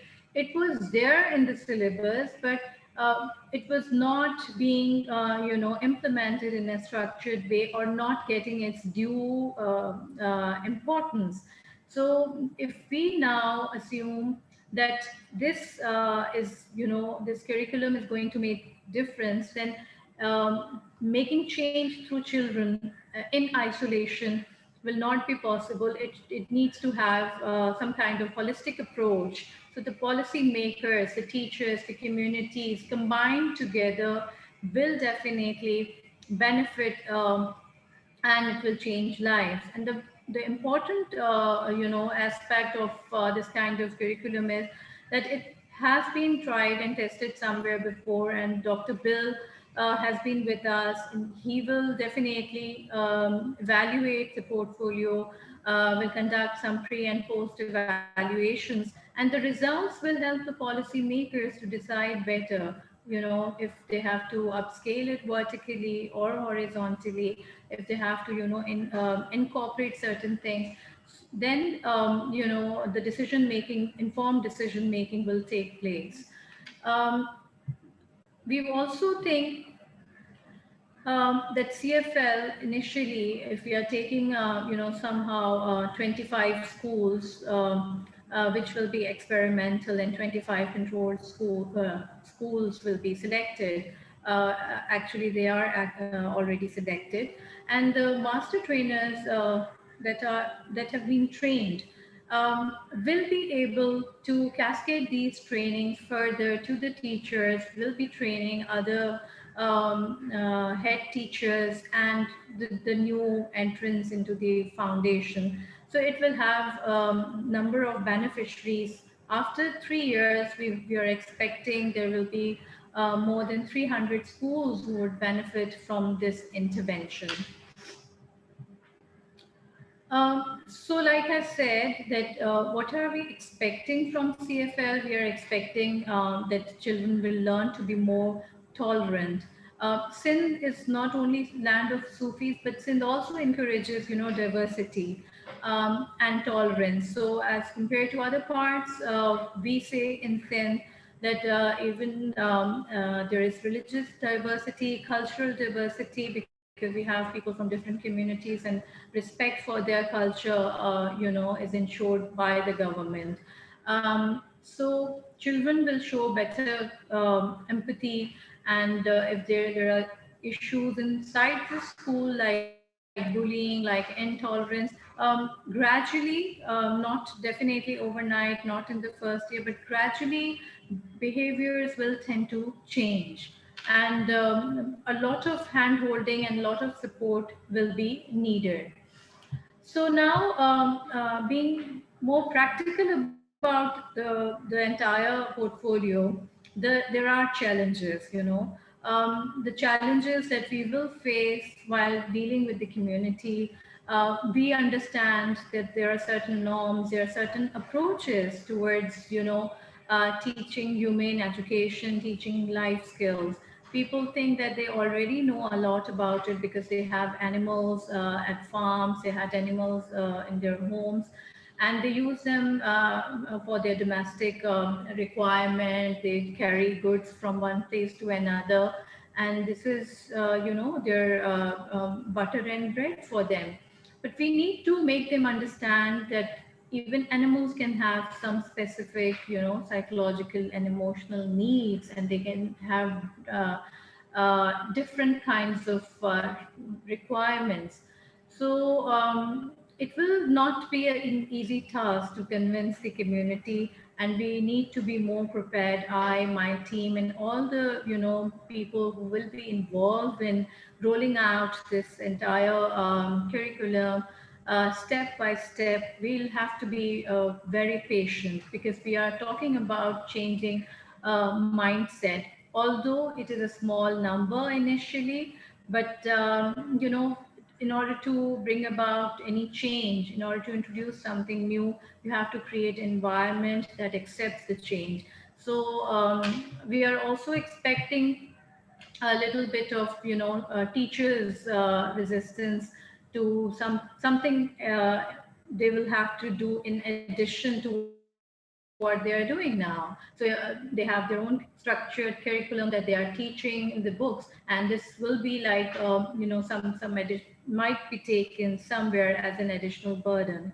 So we have to make them sensitize about the importance, and then if we train them, there is sometimes a turnover of some trained teachers, and we have to train again and again. Then one of the challenges we also face that post-COVID, we were not, willing to take this new initiative inside the school. So we waited, and you also supported us, Sabrina, to wait for another academic year and let the schools deal with the emergency situation and be prepared then for something new coming in. So we don't know, let's hope for the best, but we don't know what new academic year would look like after the children have missed so much already, and will the teachers be ready for accepting this additional curriculum. So this is one of the challenges there.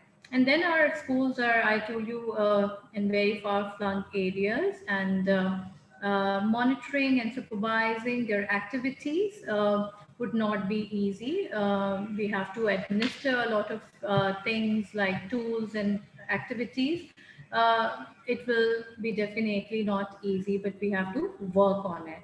Some possible solutions that we were just thinking about since last 2 years of how to deal with different situations. We are, thinking about some scenarios and some solutions. So extensive counseling of teachers to help them, work on children, sit with them, talk to them about it, and then, making them understand why CFL is important will be needed.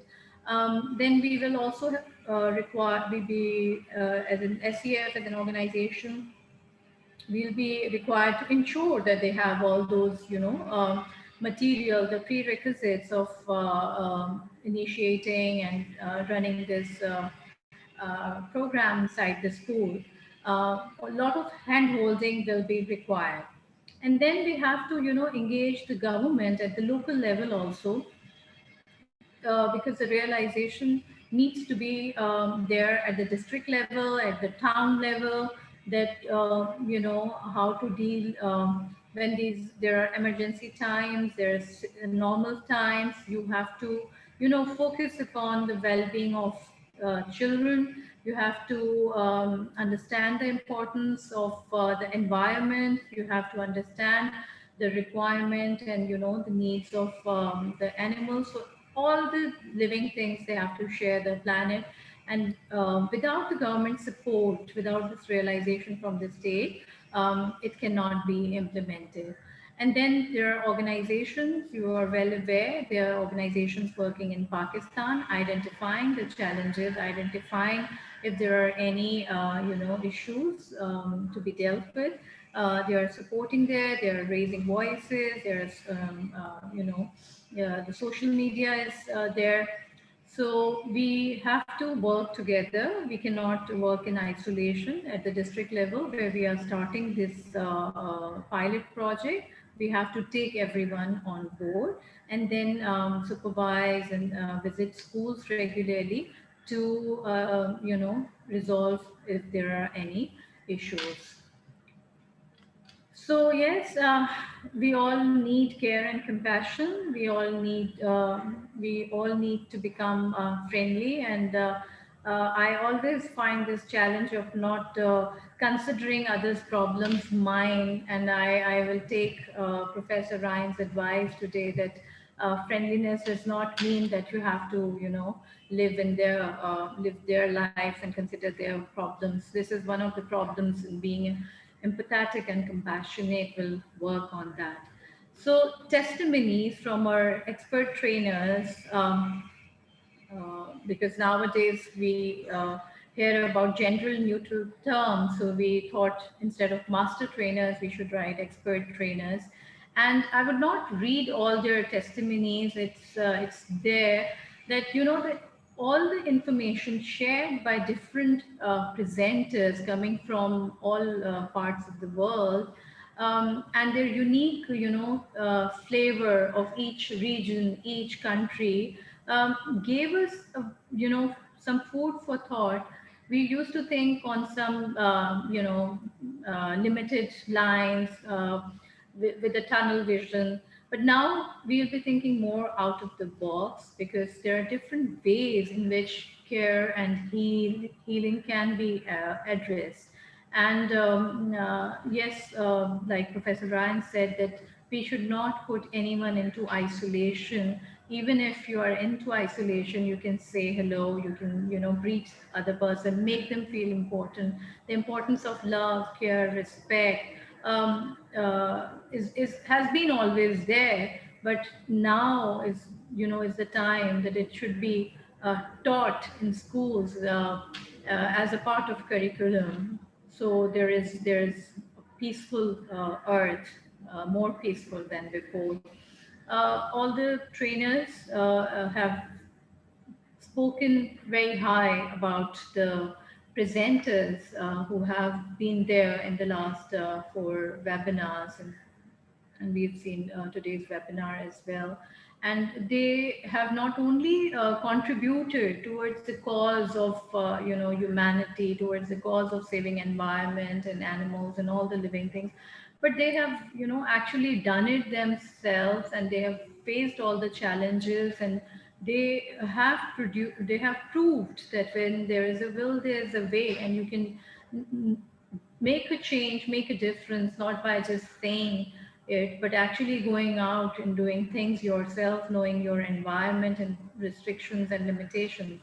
So all the presenters have enlightened us, have shared their personal experiences and given us this, motivation to do something ourselves instead of, just blaming the circumstances and being reluctant to make a difference in the world and not helping others. Um, so actually, there's a quote that says that change is a process, not an event. So it would be like a roller coaster ride. It would not be smooth. It would be, full of challenges. But we have faced challenges since its inception, since its beginning, because we started CFL, and then our management changed, and then there were times when we wanted to launch it. We had this training last year in February of master trainers, but schools closed down. So we need to be, prepared as much as we can to ensure that CFL is not only successful for the decision makers, government, young leaders, but it is successful overall for Pakistan, for Pakistani children. And so the hope is on and journey is on. So last but not the least, I have to really thank each one of you from SEF, from Join Hands, and I'm quite scared that I might have missed a few names unintentionally, so my apologies for that. But the way you all have made it successful, you know, it's like we are doing some very professional thing. We have been doing it since ages, although it's just first time that we have done this kind of webinar series in SEF and overall. So thank you, Mavish Dilani from Join Hands, for continuously following up with my team, with IT team, coordinating day and night every month. I think your efforts are commendable. And from SEF side, I would like to thank Mustafa Kazi, who is our IT in charge, and with him is Mr. Abdul Haq Sumru, Murtaza, Sanaullah, and Hafiz. From our district teams, as you can see, our offices in district, they all have been very, very, supportive, helpful. So all the people in our district offices, Imran Danishmandi, Firoz Mansoor, Dilshad Pirzada, Ashfaq Mirani, everybody has contributed. And then moderators, Akib, Benazir, Iram, Azizullah, Mohammad Ali, and you know Zafreen very well. She has been there since the beginning, and it's all supervised here in the training unit by Ms. Musairat Zulfikar. She has been after the life of my team to make each and everything from translations to webinars very successful. And all the expert trainers who have attended it so regularly, assessment team members, TSAs, and I'm also thankful to all the panelists who have agreed to, share their work and success stories with SEF and my team. And yes, the lady who is responsible for this entire, effort, who coordinated with people around the world, she was there every time for SEF, and who actually contributed to do something for my trainers, for SEF trainers, in the time when we didn't have any plans and we just thought Corona is there and people might not be able to or willing to do anything in the world. So Sabrina, this quote is perfect when we say Sabrina Sehbai. So we can also say that great leadership always starts with a willing heart, a positive attitude, and a desire to make a difference. So here you have made a difference. And I can give you a number of examples where my team tells me, if I even tell them there was a snake inside my house and my driver killed it, they would tell me, why did he kill the snake? And this approach, this thinking was never there before these webinars. And I cannot thank Mr. Abdul Kabir Qazi enough, because he's the person who gives us platform, space to do whatever we want to. He allows us to innovate whenever we want to. And he is, the example of the great leader. So leaders become great not because of their power, but because their ability that they empower others. So it's best for sir in SEF. And this lady who is behind the scene all the time doing everything for others, never comes in the front, never comes in the limelight. She has a wonderful heart, and all my team members who have been attending meetings with her are in love with her. So Joy, you are there. It was your idea, your brainchild. I remember you asking me if it would be useful, if I would, think about going for it. And I said nothing like it. So for you, if your actions inspire others to dream more, learn more, and become more, you're a leader. So yes, for us, you're a leader, Joy, because you inspire us. Dr. Bill is there. He has been very supportive. Dawn Peacock is there. She's always very positive and always willing to work with SEF. She's an amazing lady, and wherever she visited in our schools, they often ask us if Dawn can meet us again. So I am not sure if I've missed anyone, but you know where you are and who you are. You have, contributed in one way or the other, and your efforts will always be remembered and recognized. So thank you from all of us at SEF. Thank you so much. Shapara, I think that your presentation is as perfect a way to bring closure to the webinar series as possible. I think I think the only person that you missed in that that I can recognize is yourself, which I understand that you wouldn't include if you're the one presenting it. But I think for those people who don't know, Shapara was one of the people who was there at the very first meeting that we ever had in 2018 about the consideration of bringing Caring for Life education to Pakistan. She has been the one person who has been there from start to finish, along with myself, and she is really, I think that, Joy is on this side of the world, who's been behind the scenes and has been so instrumental in helping to put all of this together. But on the Pakistan side of things, Shapara has been the one person behind the scenes who's been consistently there, driving things in a very subtle and consistent way. So I hope that for all of the trainers in Pakistan there, I would like to ask all of you on my behalf that you all give her a round of applause today, because truly, I think without her, this program would not exist. She's really been monumental in helping to put that together. And I think that my favorite thing, Shapara, that you said today was that people are getting upset if you kill a snake in a car. That really made my entire day.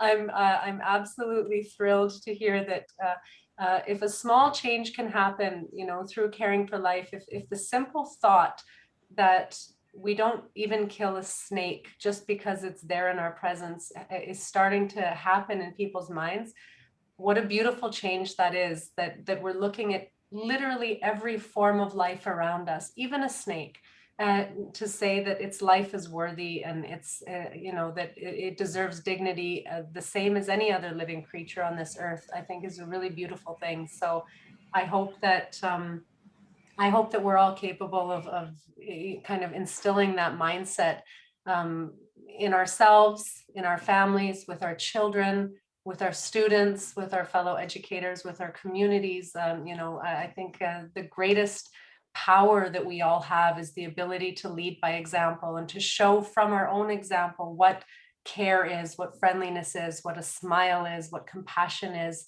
I think these are beautiful values, and I'm grateful that we all have the opportunity to learn about them together. So thank you, Shapara. We do have some questions here. Shapara, I'm going to leave this to Sadaf and you to decide. Would you like to address these questions now, or shall we share them via email? What would your preference be?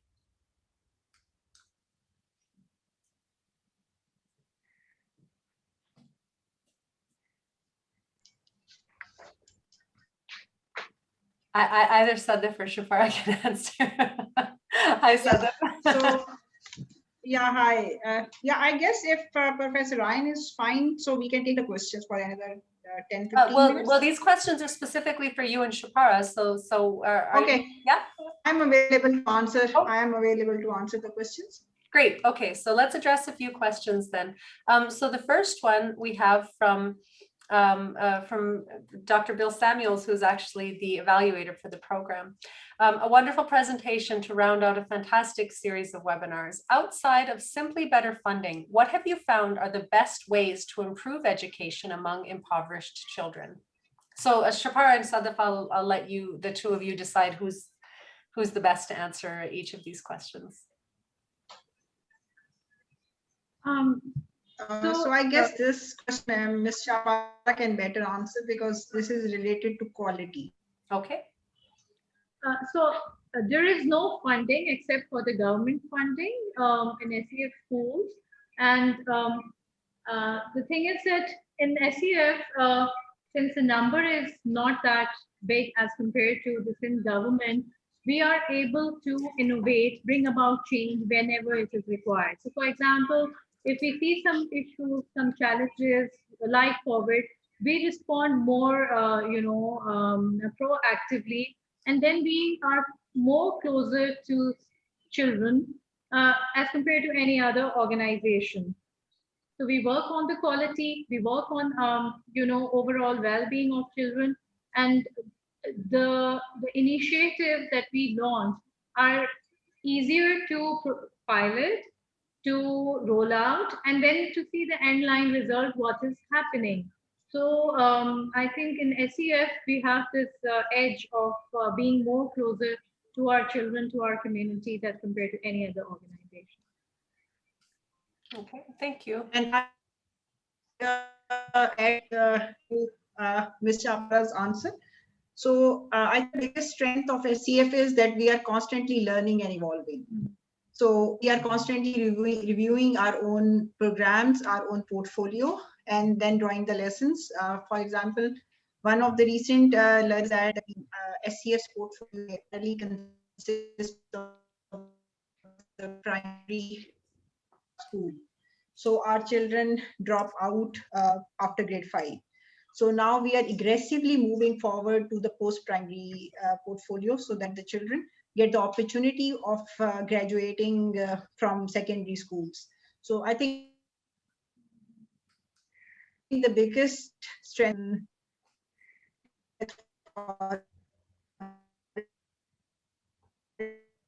to implement changes, implementing.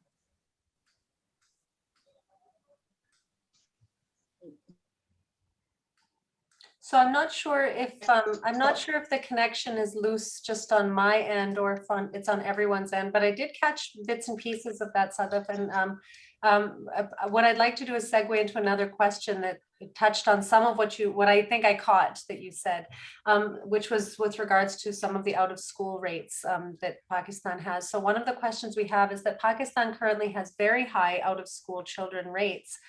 How do you feel that programs like Caring for Life may help with this, both in and out of the classrooms? Yes, I would like to answer that question. See, Pakistan. Okay, please. Yes, so in Pakistan, one of the reasons of out-of-school children is that, they feel that teachers are more into standardization of everything. And they think children are a homogeneous product and they don't have, different learning needs and requirements. This kind of initiative will help teachers understand the needs better. And for example, there are students who need more attention. There are students who take more time in learning.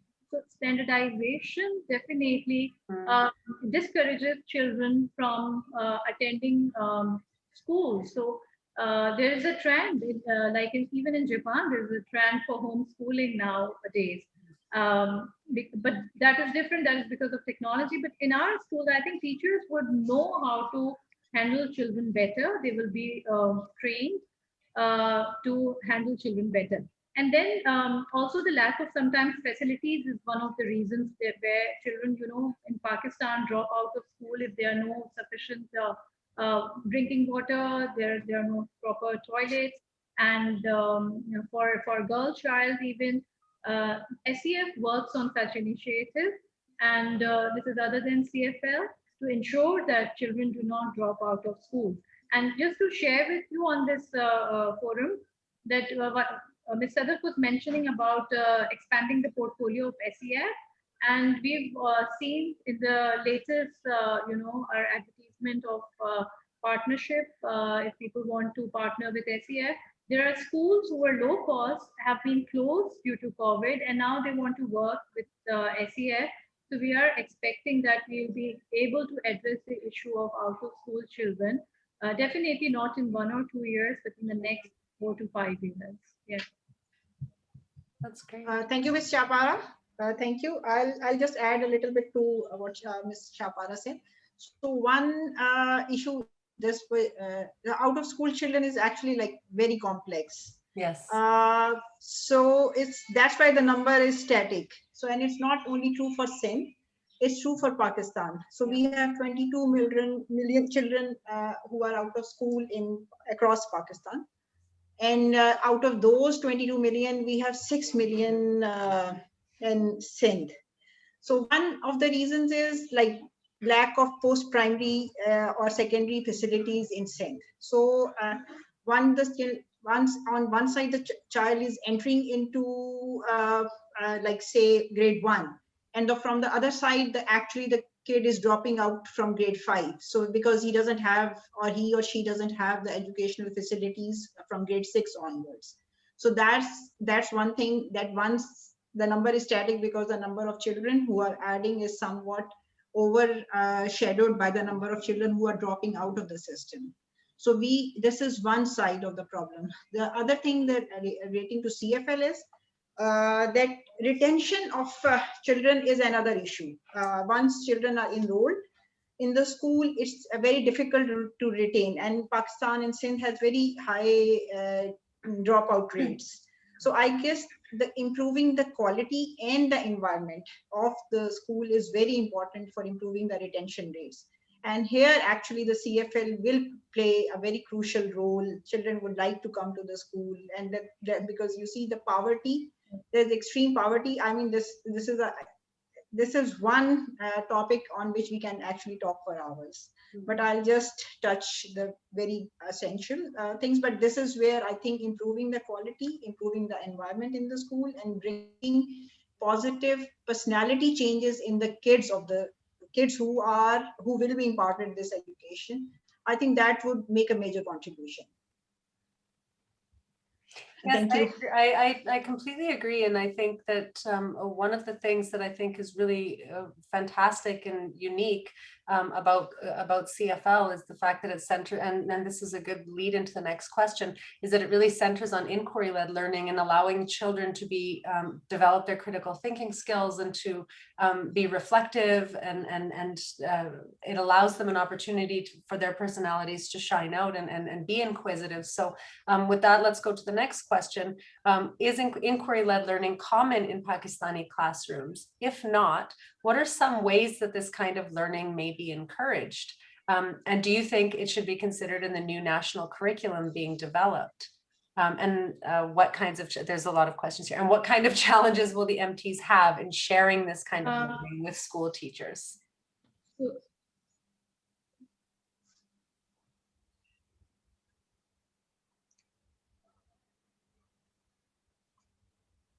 Who would like to answer that one?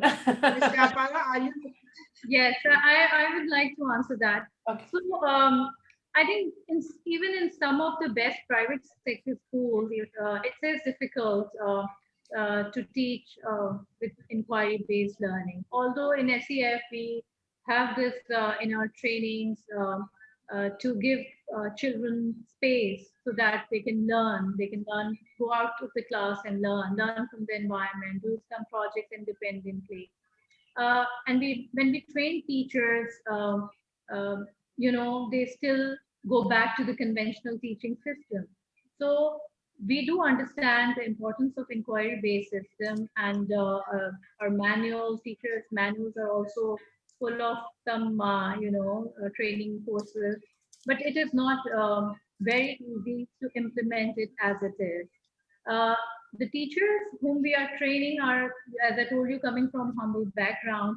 We have to not only train them on the content and teaching strategy, but different teaching strategies are used, role plays.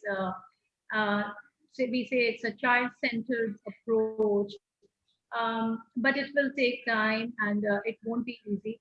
Master trainers are though trained to train our teachers, but the trained ones usually leave earlier than the untrained ones.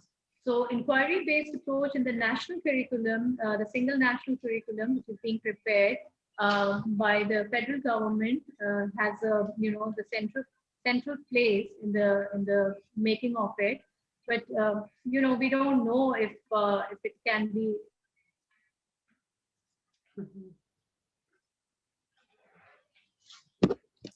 Okay.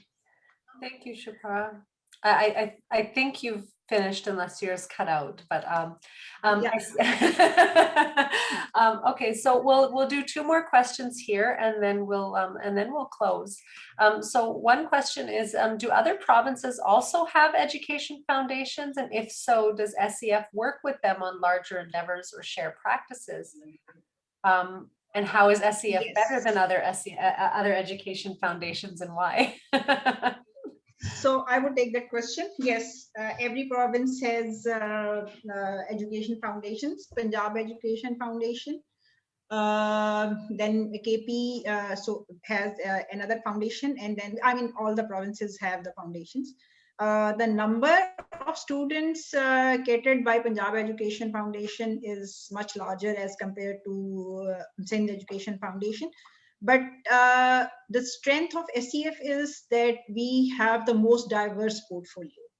So we have very different kind of programs. The scholarship program has been recently started by Balochistan Education Foundation also. The scholarship program I referred, in which under which the students are selected to the prestigious private institutions. And I think KP, we had a delegation from the KP Foundation. They are also doing a lot of wonderful things. But the context of, we are like 4 small nations within one single nation. So they are doing things which works better for them in their context. And we are doing things which work better for us, given the cultural history of Sindh. So one intervention which may be working wonderfully in Punjab or KP may not work in Sindh, and similarly vice versa. But I guess Sindh Education Foundation has the most diverse kind of portfolio, and the technical support is not lent by Punjab Education Foundation, at least. So that's, I think that's the biggest strength, the department led by Ms. Chapara. Thank you, Sadaf. And this will be our last question. What are some of the most likely challenges you predict you may face to get government support for such an initiative like Caring for Life? You see, we are fighting every day. That's a very good answer. But I guess, we are here to fight, and we will fight. And we are getting, the good work, excellent work done by Sindh Education Foundation is getting recognized. So we do face hurdles, but we have the support of at the highest level in the province, by the chief executive of the province and by the minister, because we are delivering. So I guess, and we are actually we are actually going into a lot of different kind of interventions, lot of partnerships with different organizations. One approval we recently got from our board is in which Secretary Education is a member, that they'll be handing over to us the non-functional or dysfunctional government schools for operationalizing under our per child subsidy model. I think that's one of the biggest successes of SEF, and that's the kind of trust we have at the highest level of leadership. So yes, we fight every day, and yes, we face troubles, but I am sure with the kind of team we have here, with the kind of leadership we have here, we'll have more successes, and we'll keep on sharing with you. And I think it's a perfect way to close the Q&A, because it's really a testament to the kind of work that SEF does, and why a program like Caring for Life, which is new, and it's not new in terms of ideologies, but in terms of its method, I think is quite new. And it's a testament to how innovative SEF is with the way that they launch new programs, and that they approach education, the way they approach education, because it's really looking at the child and the education system as a whole, and not as an individual piece. So I think it's I think, for Caring for Life to succeed, I think it's really needs a good institution to be a platform for its delivery. And I think that SCF has really shown itself time and time again to be a perfect platform for the delivery of a program like this. And I selfishly hope that it'll be just the beginning of something greater in the country, that your delivery of Caring for Life will really be the onset of something really wonderful that'll grow throughout the country and help to serve children all over the country and maybe even beyond Pakistan as well. So I'm very grateful for all of you that have sort of taken this responsibility on. As Shapara said, the purpose of the webinar series was a result of COVID, that we were ready to launch this year, and we had to make some very last minute adjustments.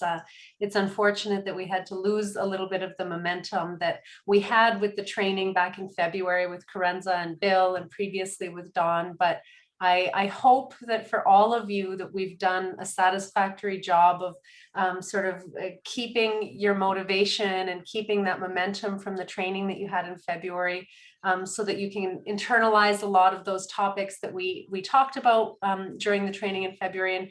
And, we've talked about, oh my goodness, if I go through the list here, we've talked about so many different things: human behavior change, global education goals, animal and nature-based education and therapy, climate change, factory farming, communities in stressful environments, youth empowerment, wildlife in captivity, respect and resilience, stigmas and misguided perceptions towards people and animals like donkeys, the importance of friendliness and health and community. I mean, Caring for Life encompasses, one general thing, which is to care for all life and recognize the sentience in all life. And in the last few months, we've covered such a plethora of topics and ideas. Some, I think, are easy to agree with. I think others were more challenging for some of us, and kind of tapped into some resistance that some of us may have. But I hope that it provided everybody an opportunity to maybe think a little bit differently, to consider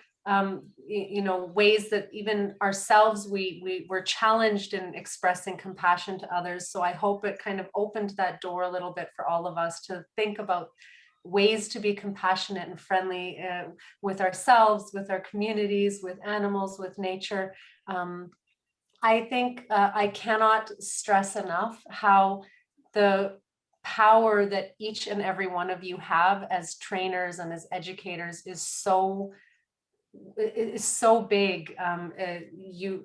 Not only in your own homes, but in your classrooms, as educators, you have such a powerful responsibility. And I think I feel very grateful that all of you are taking that on with so much willingness and excitement and motivation. I hope that you feel empowered by everything that we've shared with you. And I hope that you feel inspired and to launch this program with us and to share it with school teachers and with students as well.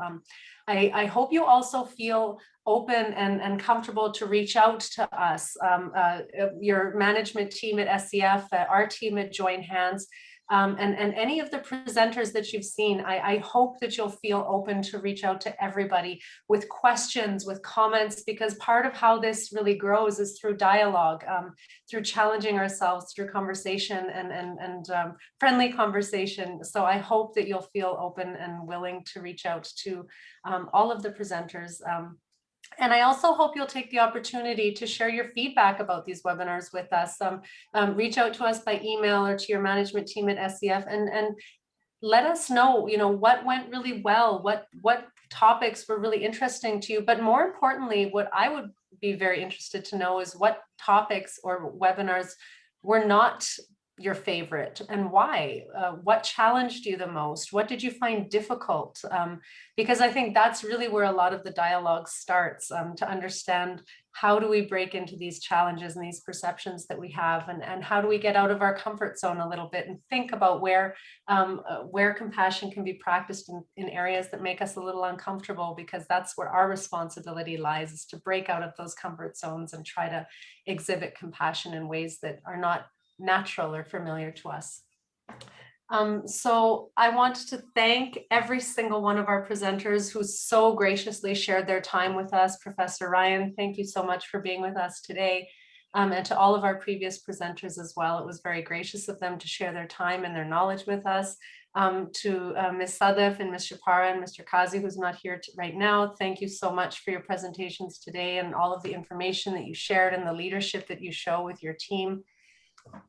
In keeping with our theme, I want to wish everybody good health, good happiness, smiles, love, respect, care, compassion, and all of the engagements that you have with each other, with yourself, with your natural environment, and with the animals around you. Thank you for not killing snakes. I'm very happy to hear that we're making lots of progress, so that's wonderful news. But above all, I hope that you'll all remember to be compassionate with yourself. As Ms. Shapara said, we have a long, long, long journey ahead, and it's a process. It takes time. It takes one day at a time, and the best example that we can show to our fellow society is to show compassion with ourselves as well. So be loving with yourself, be compassionate with yourself, and be proud of yourself that you're on a journey to launch something really beautiful in the country. And it starts here, and I thank you all for participating in that. And I wish you the best of luck moving forward. And let's plow ahead and move forward with caring for life in our schools this year, inshallah. And I wish us all the best of luck. So to SCF, to the master trainers, to our presenters, thank you for joining us on the webinar series, and be well, and we will see you soon.